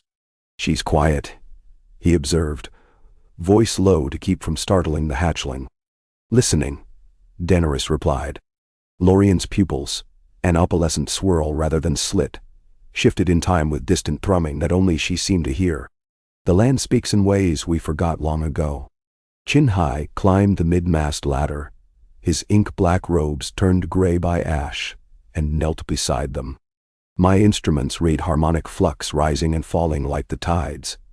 Everything here hums at many pitches, but they converge upon the heartspire, the volcano once named Udreyans Pelarian in Valyrian, the flame that sings." Tyrion, perched on a coil of rigging, wiped ash from his leather journal. "Sing is a generous description. The last thing I heard sing inside a volcano was my own heart when I nearly toppled into Blackwater fire. Perhaps you lacked the right ear," Chin-Hai said. He produced a palm-sized bronze dish lined with dragon glass shards arranged like petals. He set it on the deck, Immediately the shards quivered, then aligned into a swirling spiral. The dish emitted a faint bell note, too low for most human ears yet deep enough to rattle teeth. Lorien lifted her head, hissed softly, and the dish's shards straightened into a perfect ring. "It responds to her," Daenerys whispered. "Precisely," Chinhai said. "Dragon cadence modulates the field. The comet's return appears to have reignited dormant channels of Earthsong. I suspect these channels feed on emotion. Fear, wonder, pain, locked into the stone by those who perished during the doom." "Bow." Jon frowned. "If the stone drinks feeling, what happens when more dragons stir it?" "Potentially," Chinhai admitted. "We brew another tempest, unless we shift the resonance intentionally." Tyrion blew a thin breath. "Shift a volcano's song." "Simple as changing a tavern tune, I'm sure." "More like retuning a 1,000-string harp," Daenerys said. "Yet we have the strings." At dusk, they anchored in a natural harbor, its walls a crumbled crescent of basalt encrusted with vermilion lichen. No life called from shore, even gulls avoided the superheated cliffs. The dragons, however, descended cautiously onto cooling lava shelves, talons sinking into still soft rock that sizzled but did not burn them. Only Rhaegal remained airborne, patrolling a widening circle. Daenerys took that as omen, an emerald guardian to watch over their camp.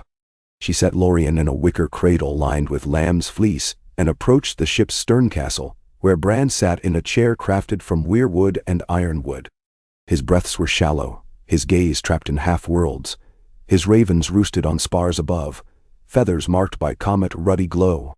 Jon kneeled by his brother-cousin, fingers lightly gripping the boy's wrist. "Bran, can you hear us?" Bran's eyes turned milk-white. His voice slipped like wind through a broken flute. "The mirror stirs, wants to remake the first fracture, heat versus stillness. You hold the hinge." "The hinge," Daenerys echoed. "Dream of two halves," Bran continued. "One melts, one freezes. In between, life. A chord, one note, no longer enough. Need three, ice, fire, and memory." "Memory." Daenerys felt the word settle inside her like a coin dropped into a deep pool. She thought of the illusions freed by Maegor's flame in the Frostfang Gorge. Memories trapped in snow. If Valyria's very rock still held echoes of terror from the doom, perhaps those echoes kept the earth wounded, unable to cool or heal. If they could soothe the memories, neither burn them away nor freeze them deeper, balance might return. "Memory seeks witness," she murmured. "We bear witness, we offer song, and we remain unconsumed." Tyrion tapped quill against parchment. "Witnessing sounds less fatal than rewiring a volcano, though likely no less complicated." That night, they left the hatchlings aboard with half the crew, while a smaller group took whalebone skiffs to the shore. Chinhai, Tyrion, Jon, Arya, and Daenerys waded through warm surf, boots sinking into sand that steamed under comet light.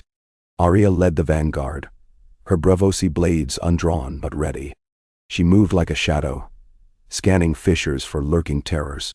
Yet nothing stirred save the constant susurrus of molten rivers cracking crusts of glass.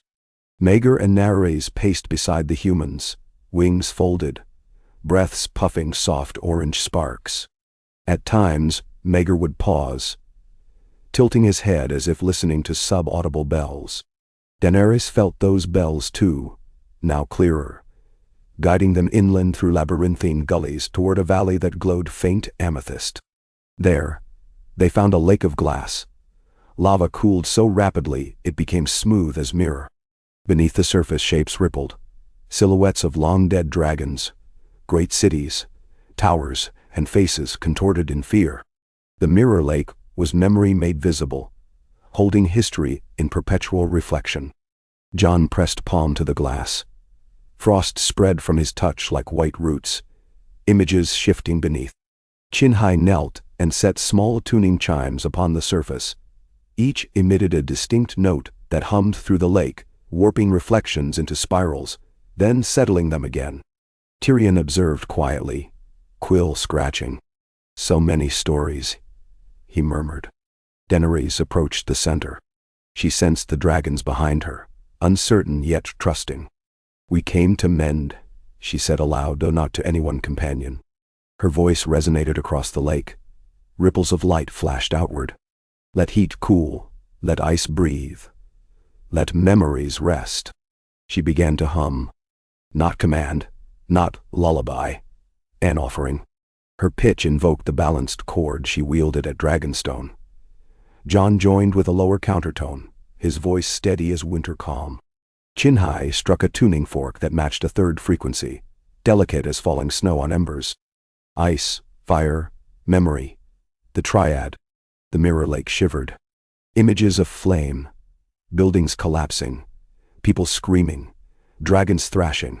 Rose like specters within the glass, but their edges softened, shrank, dissolved into sparks that lifted into the air and vanished like lantern lights. Steam rose, cool against skin. Maegor rumbled, deep yet serene. Nares spread wings. The translucent membranes shimmered, reflecting stars for the first time since the doom. Across the valley, other dragons cried in answer, Rhaegal's voice soaring above, Valyrians echoing from the shore, even hatchlings aboard the ship squeaking their fragile notes into the night. For a heartbeat, Daenerys felt the world still. The comet paused in its eternal rush. The magma rivers slowed. The air lightened. And then the ground cracked open. A fissure tore through the valley floor with a roar like 10,000 furnaces belching air. Purple fire erupted skyward in a column, not searing heat, but something more intangible. Pure magic, raw and blinding. Arya yanked Daenerys back. Jon threw arms around both, silver cloak whipping. Maegor shielded them with outstretched wings, scales absorbing stray arcs. The beam pierced the night, intersecting the comet's tail. Sparks burst like fireworks, raining motes of lavender luminous dust. Dragons wheeled in ecstatic frenzy, chasing glowing particles that did not burn. Bran's ravens, drawn by some command, descended en masse. They spiraled around the column, feathers catching dust that clung like stardust. One raven landed on Jon's shoulder, eyes white, and Bran's voice broke through. "The wound mends, balance realigns, but the hinge must hold forever." The column thinned, dimmed, and sank back, leaving only a gentle plume of warm mist. The fissure sealed itself with a sigh. Silence settled, a living silence dense with possibility. Chinhai exhaled trembling awe. "We have shifted the song indeed." Tyrion shook ash from hair. "Shifted?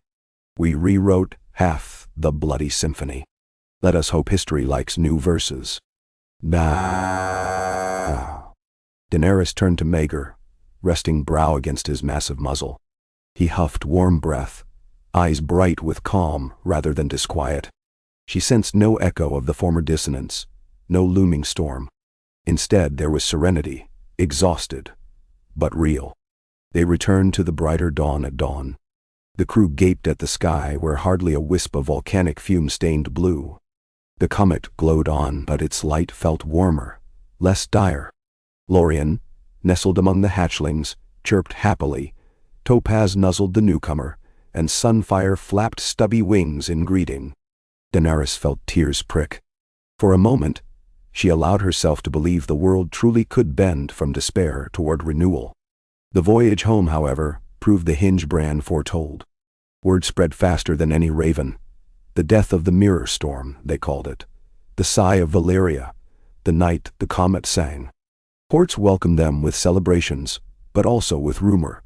Dothraki Khalasars marked the comet's softening as sign of a new great cow. Slavers in Volantis whispered dragons no longer invincible. In Old Town, maesters debated whether to reopen suppressed texts on deep magic. Meanwhile, spies reported that a coalition of free cities, Lies Mir Tyrosh, had formed the Obsidian Compact, installing alchemists to craft glassed weapons capable of shattering dragon scale by replicating Mirror Lake crystal. Daenerys convened her council in the solar of Winterfell the night they returned. The hearth crackled. Outside, Rhaegal's shadow glided between rampart torches. Bran sat beneath a weirwood branch transplanted from the godswood into a marble pot. Its blood-red leaves fluttered though no breeze blew. The hinge must hold, Bran reminded. If the world sees dragons weaken, those hungry for power will swarm. They must understand, we sought peace, not weakness. When has the world ever trusted power that chooses restraint? Sansa asked quietly, fingers caressing Alyssa's hair where the girl sat drowsy on her lap. Then we show them, Jon said. Not with more flame, but with honest might bound by rule. Tyrion sipped Arbor Red. A code of draconic conduct, binding queen, rider, kingdom. Drafted into law, ratified by lords, enforced by, what? Dragons themselves? Enforced by honor and shared risk, Daenerys said. She looked around the table, at faces lined by hardship, but alight with purpose. Each realm shall hold a shard from the Mirror Lake, proof of the pact, a piece of Valyria cured of its madness. Whenever dragons take flight, horns across the realm will sound the triad. If any rider wages war for conquest alone, the shards will darken, and all will know. Gendry leaned forward. I can forge the shards into signets, embedding resonance crystals inside steel. They'll glow when harmony holds, crack when violated. Arya's eyes glittered. And if a rider ignores the warning, then the rest of us act together, Jon said. No single power again threatens all. Bran nodded. Thus, the hinge receives brace of many timbers. Weeks turned to months as smithies rang day and night, crafting Valyrian glass signets encased in star steel, each etched with 3 intertwined sigils, dragon, direwolf, and raven. Envoys carried them to every corner of the realm and beyond, to Korth, to the Bright Empire, to the Jade Islands, even to the Iron Islands, where Asha Greyjoy accepted hers with solemn nod. Slavers refused. The Obsidian Compact mocked the gesture. But among small folk, the triad horns sounded each dusk, and children learned to hum the chord as lullaby. During Harvest Festival at River Run, Daenerys went into the crowd in plain dress, Alyssa's hand clutched in hers. Jugglers tossed painted wooden dragons, and merchants sold honey cakes shaped like shards. A septon and a red priestess together blessed a newly dug irrigation trench. When horns sounded and signet crystals pulsed soft purple, farmers bowed heads in silent thanks. Alyssa looked up. Does that mean today is balanced? For now, Daenerys answered, lifting her daughter so she could watch dragons circling above fields turn gold. Balance must be made again and again, like breathing. Jon, arriving with Bran, overheard. The world breathes dragon fire and winter wind, he said, and between those breaths is life. We are midwives to every inhale and exhale. Tyrion clapped lightly. Let's hope the babe does not grow colicky. Yet the world, like babes, cried out unpredictably. In late summer, raiders bearing Obsidian Compact banners struck the arbor, looting vintages and capturing a dozen villagers. They tested a glass-tipped ballista against Daenerys in ambush. The bolt shattered scales but failed to pierce muscle, though Daenerys bled and roared in fury. Daenerys flew to the arbor, bringing horns and crystals. She landed amid burned vines and faced the raiders' commander, an alchemist named Lysara, who brandished a second ballista, confident her weapon would finish what the first began. Daenerys raised no sword. Instead, she walked barefoot across scorched earth to Lysara, offering a single Mirror Lake shard. Your weapon could kill a dragon,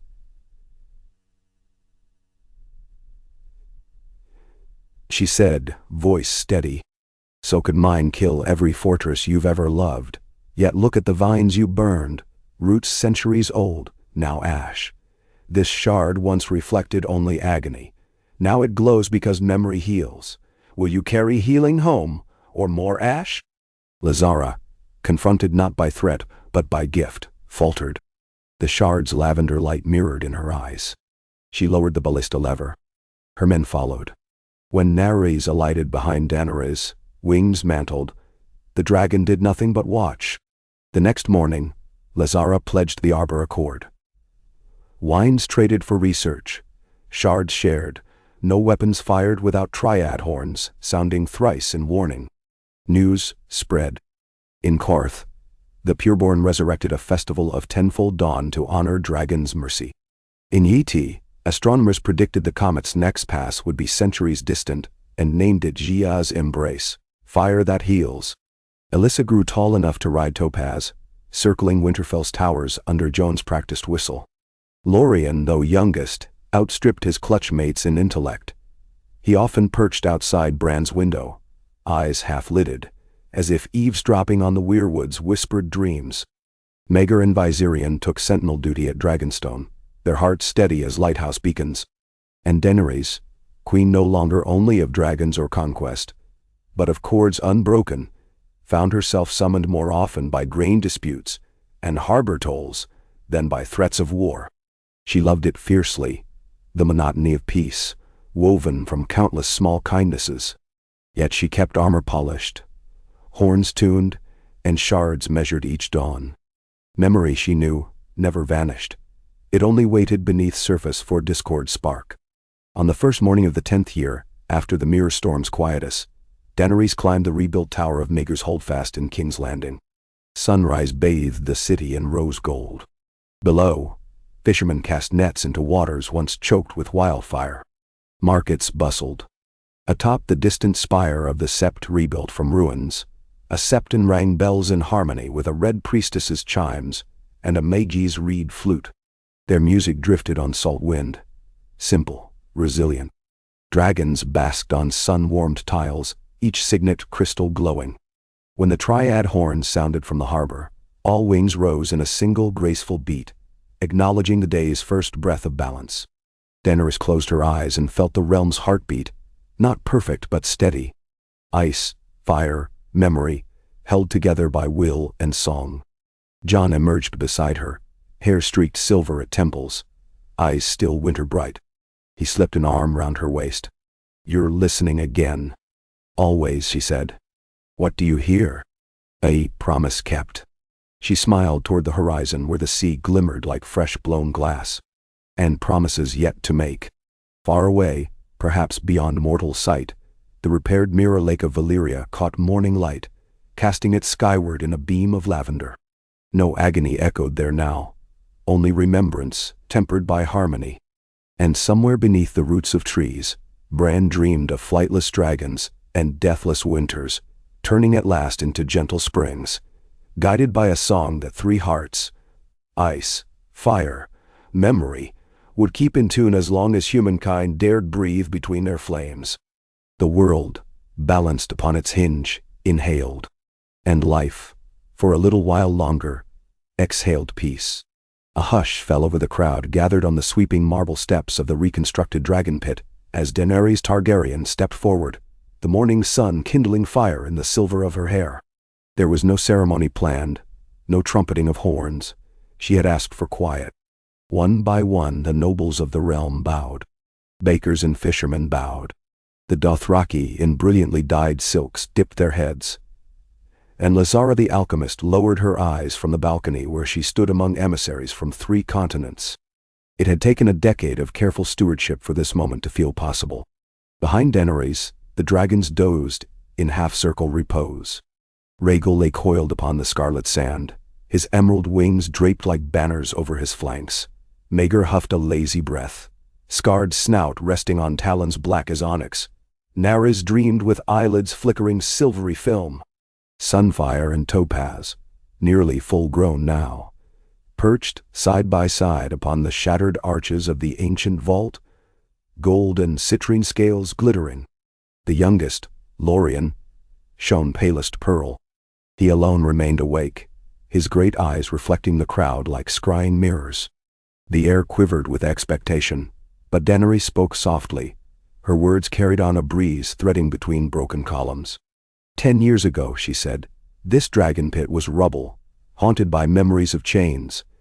Dragons roared here once in fury, and then in pain, and then in silence. Today we reclaim it for quiet, for listening. She let the hush deepen until even the gulls circling the domed shell stilled their cries. If any soul here doubts what listening can accomplish, look there. She lifted a hand toward the dragons, and to the great stone bowl in the pit center, where a single shard of Valyrian mirror glass pulsed lavender.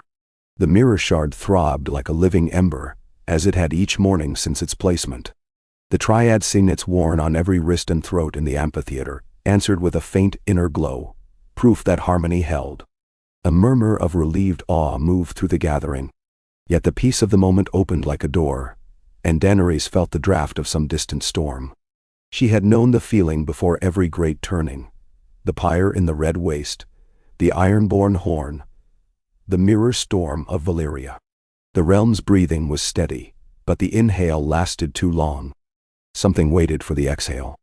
Night came, and with it a cold fog that pressed low along the capital's wharves. Jon stood at a balcony in the Red Keep, a cup of mulled wine cupped in both palms, watching small lanterns bob along the Blackwater. Longships, under braziers of amber flame, carried grain, lumber, and crates of obsidian glass north to White Harbor and south to Sunspear. The city breathed industry. Its arteries thrummed. But beneath the fragrance of rosemary roasting in the lower squares, he caught a note that did not belong. Like wet chalk struck flint. Footsteps approached. Arya slipped from the shadows, cloak of gray leather blending with night. Her eyes were steel. "Word from Braavos," she said. "The house of black and white closed its doors. Their god accepts no coin." Jon frowned. Peaceful. Too quiet. No faceless men spotted in the city for weeks. The coinless contract is old legend, a silence before a flood. He set down the cup. Who would they come for? Whoever unbalances the world. Dragons still top that list. Jon exhaled. "Warn Daenerys. And Alyssa. She flies tomorrow." Arya nodded once, already retreating. "I'll shadow the child." At dawn, Alyssa Stormsnow, now 12 and fearless, met Topaz in the courtyard. The dragon knelt, scaly head lowered so the girl could swing onto the saddle. Jon waited, tightening the last strap himself. "You know the flight path," he said, voice firm yet warm. "Up the Roserad. Circle Highgarden, back along the Mander.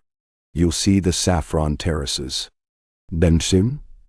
I'll bring seeds to plant in the God's Wood," Alyssa said, excitement brimming. She squeezed his hand, then Daenerys, who watched with gripped composure. As Topaz leapt skyward, Alyssa's laughter scattered pigeons into frantic clouds. Daenerys followed the dragon's silhouette, until it vanished against High Cirrus. A mother's heart tried to remember the freedom of her own first flight, and not the terror of every unseen crossbow. Mid-afternoon rumble carried over King's Landing, horns sounding the triad.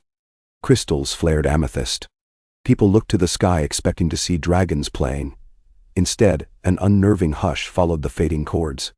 Daenerys stood on the Sept's new marble steps conferring with Lysara when Bran's ravens exploded from the belfry in a black cyclone, cawing 3 notes in harsh counterpoint. A single rider approached the city gates at breakneck, waving a pennant emblazoned with the Myrish eye. Outriders halted him. His horse collapsed, foam on its lips. The rider gasped news that struck Daenerys like an arrow. Highgarden ablaze. Fields torched by a raiding party, clad in mottled gray masks. Glass arrows tipped with alchemic dusk.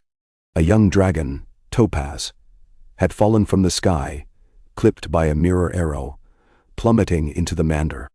The creature thrashed, but was dragged below by weighted nets, primed with powdered obsidian that deadened scale.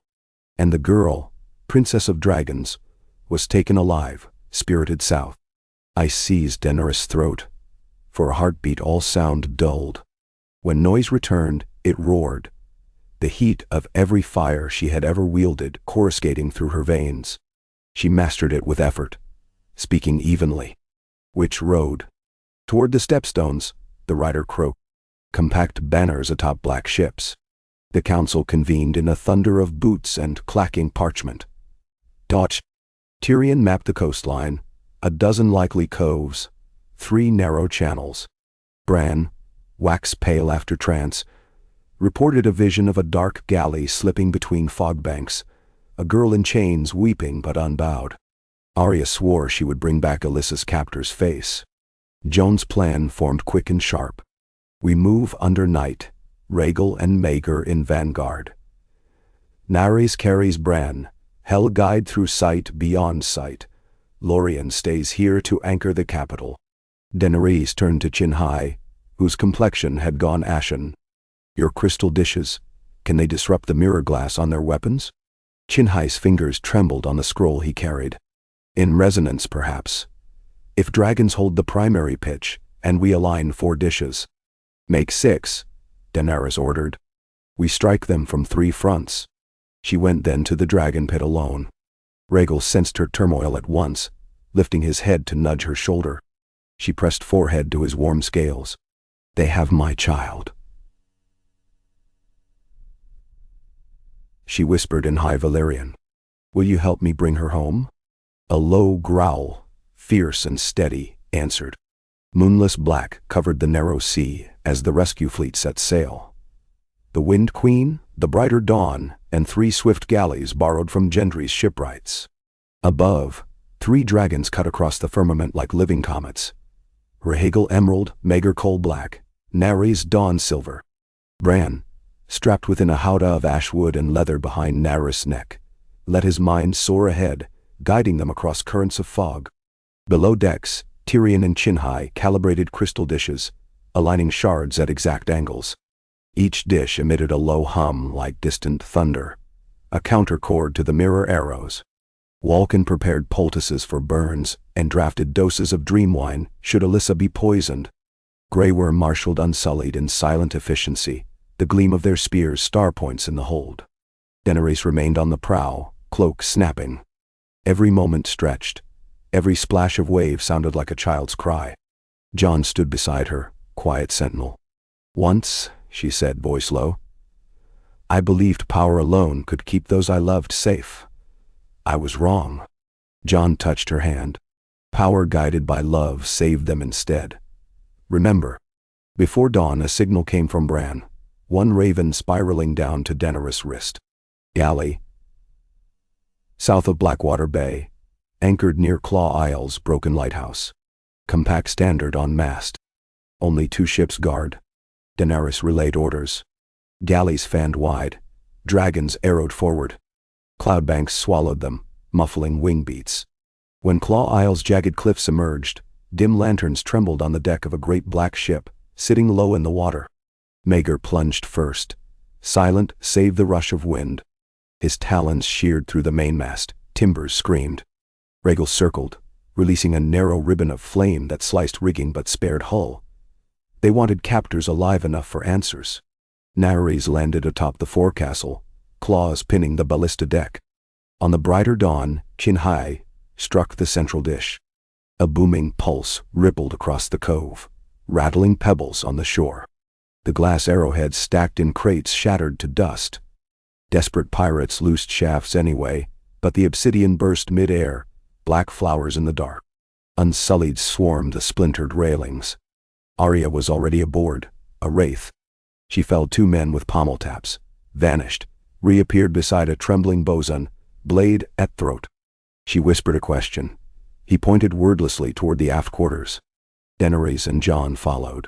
Inside they found a cabin hung with gray masks, painted with faces twisted half-smile, half-grimace, and a single iron cage. Topaz, wings bound in tar-soaked rope, lay drugged in one corner, his golden eyes dull. In the cage Alyssa sat cross-legged, wrists chained, chin high. The sight froze Daenerys. Then Alyssa smiled through grit and fear. I'm unbroken, mother. Jon smashed the lock with Longclaw. Chains fell. Daenerys enveloped her daughter. The girl shuddered once, then steadied. They wanted my blood, she said against her mother's collar, to forge new arrows. I spat in the cup. Then? Arya tied the pirates in netting, prodding them to the deck. Bran arrived borne by Unsullied, his gaze fixed on the captain's leader, a gaunt woman whose mask hung askew. You are no faceless, Bran said through raven-tinged voice. You bought their fear but not their faith. The woman laughed with cracked lips. Faith is cheap. All I need is hunger. Somewhere, someone will always crave a world without dragons. That world ends tonight, Daenerys said.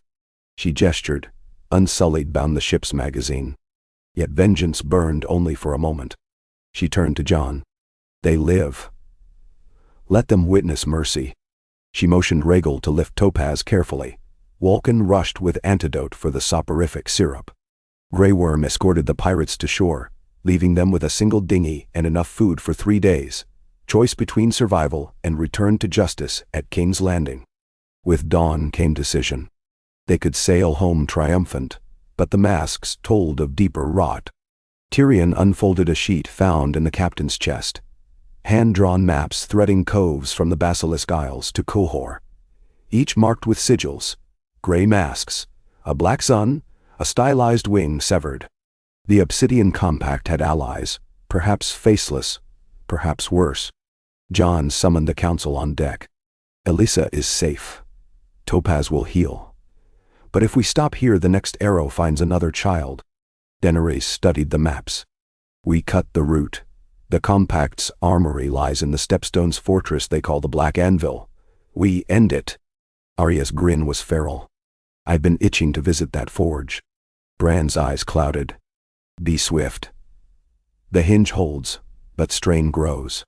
They sailed south, dragons shadowing. Lorien, left in King's Landing, felt the ripple and took flight, ignoring handlers. When he caught the flagship's wind mid-voyage, Daenerys sensed him before she saw him, pearlescent wings gleaming in morning. She accepted his defiance with relief. His song strengthened their chorus. The Black Anvil squatted upon knife-edged cliffs, walls fused of volcanic stone and mortar, laced with glass. Fires belched from chimneys. Cranes hauled crates of mirror ore from tunnels bored into the mountain's heart. On parapets stood scorpions crowned with black crystals, a sight that might have daunted any army but one led by dragons. Yet Daenerys did not charge headlong. She landed Rhaegal upon a plateau overlooking the fortress and unfurled a white banner bearing the triad sigil. In plain voice she demanded parley.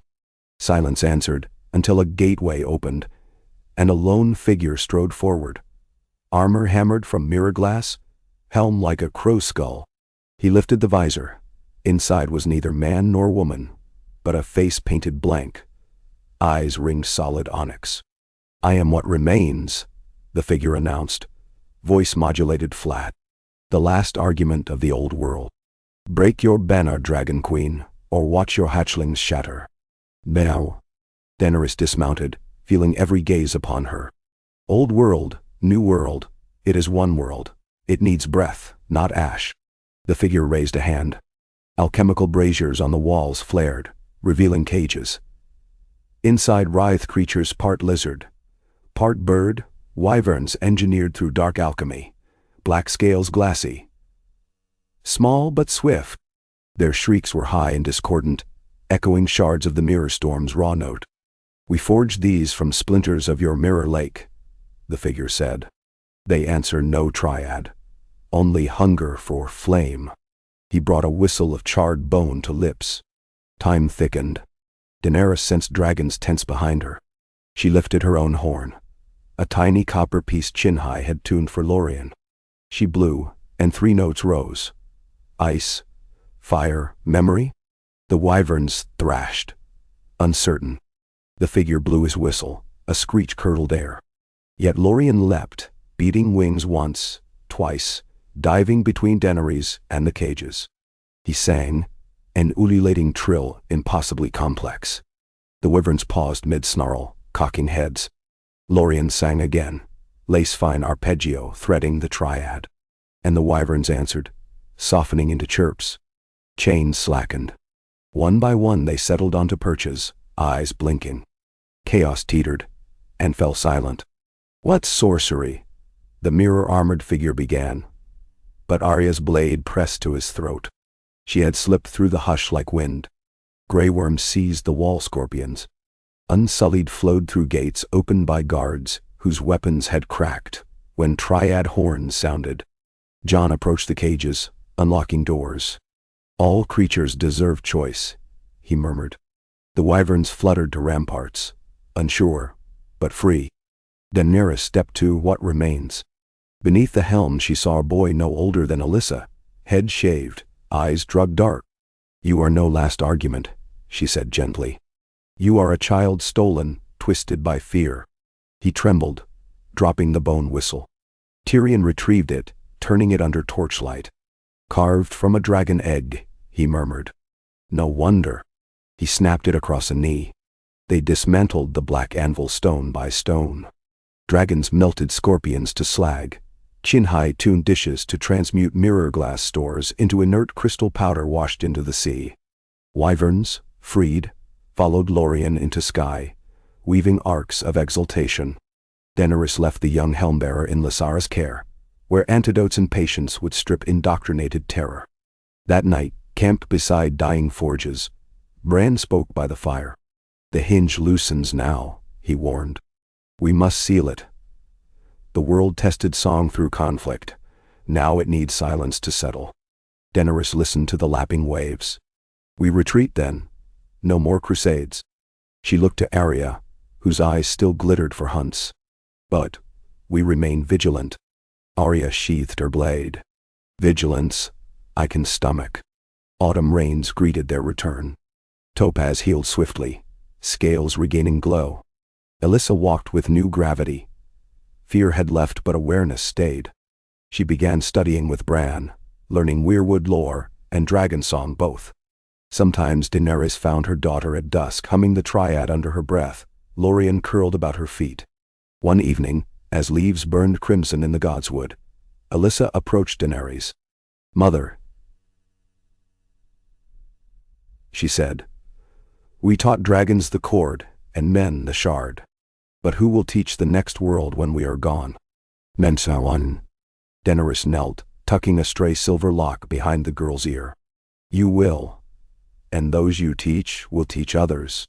She drew a dagger from her belt, Valyrian steel forged into two entwined serpents. "This is Equitas. It will never dull. Keep it as reminder. Sharp not for killing, but for cutting through lies." Alyssa accepted the blade, testing its balance. "I will carve new songs." Daenerys smiled, heart aching with pride and dread. "Just remember to listen for the rests between notes." Years unfolded like pages. Courts argued tariffs and border stones. Triad horns punctuated dawn and dusk. Fledgling wyvern colonies nested along Dragonstow's cliffs, living testament that even weapon-born beasts could find harmony. Scholars mapped resonance lines beneath the earth. Farmers sang chords while sowing, believing it coaxed better germination. Some jested that the world itself had become an orchestra. But orchestras require conductors, and conductors age. On a spring morning, Daenerys woke with stiffness in her spine sharper than usual. Jon slept beside her, gray streaks grown silver. She laid a hand on his cheek, tracing the scar left by long night's cold. Time continued its unrelenting gallop. She rose and walked alone to the dragon pit. Dragons lay scattered like dream-forged hills. Lorien lifted his head, sensing her mind's whir. He rose, nudging her forward. She climbed his bent foreleg and settled against the smooth saddle. No guards accompanied. None dared disturb Mother of Dragons when she flew alone. Lorien took wing, soaring above the capital, out over the Blackwater glimmering gold. The city noise fell away, replaced by pulse of wind. Higher still, beyond thin clouds, the comet's ghostly afterglow could faintly be seen, still trailing across memory of sky, though years distant. There, in silent heights where only dragons belonged, Daenerys spoke. "We are keepers, you and I." The dragon's answer rumbled through bone. She closed her eyes, feeling the triad in her heartbeat. Ice, fire, memory. They hummed together, a duet now so ingrained it felt like breathing. When she opened her eyes again, the world below looked small but vividly alive. Rivers threading green patchwork, spires winking copper, sails blooming like petals. Her realm, not perfect, never finished, forever balanced on the hinge of mortal will. And she, once breaker of chains, had become its patient weaver. A soft roar drifted from below, Rhaegal greeting the dawn, Nara's answering. Maegor. scarred old sentinel rumbled assent. Sunfire and Topaz spiraled in playful loops. Ilyssus' laughter carried faintly. Daenerys joined them, her song borne on wind, no longer a cry of conquest but an invitation. On that wing-wreathed morning the realm breathed in, breathed out, and found itself whole for another heartbeat in eternity. And the dragons, 10, then 13, now uncounted, sang on, their music neither war nor warning, but testimony that flame and frost, made mindful, could cradle the world in half-remembered harmony until new songs were born from quieter fires.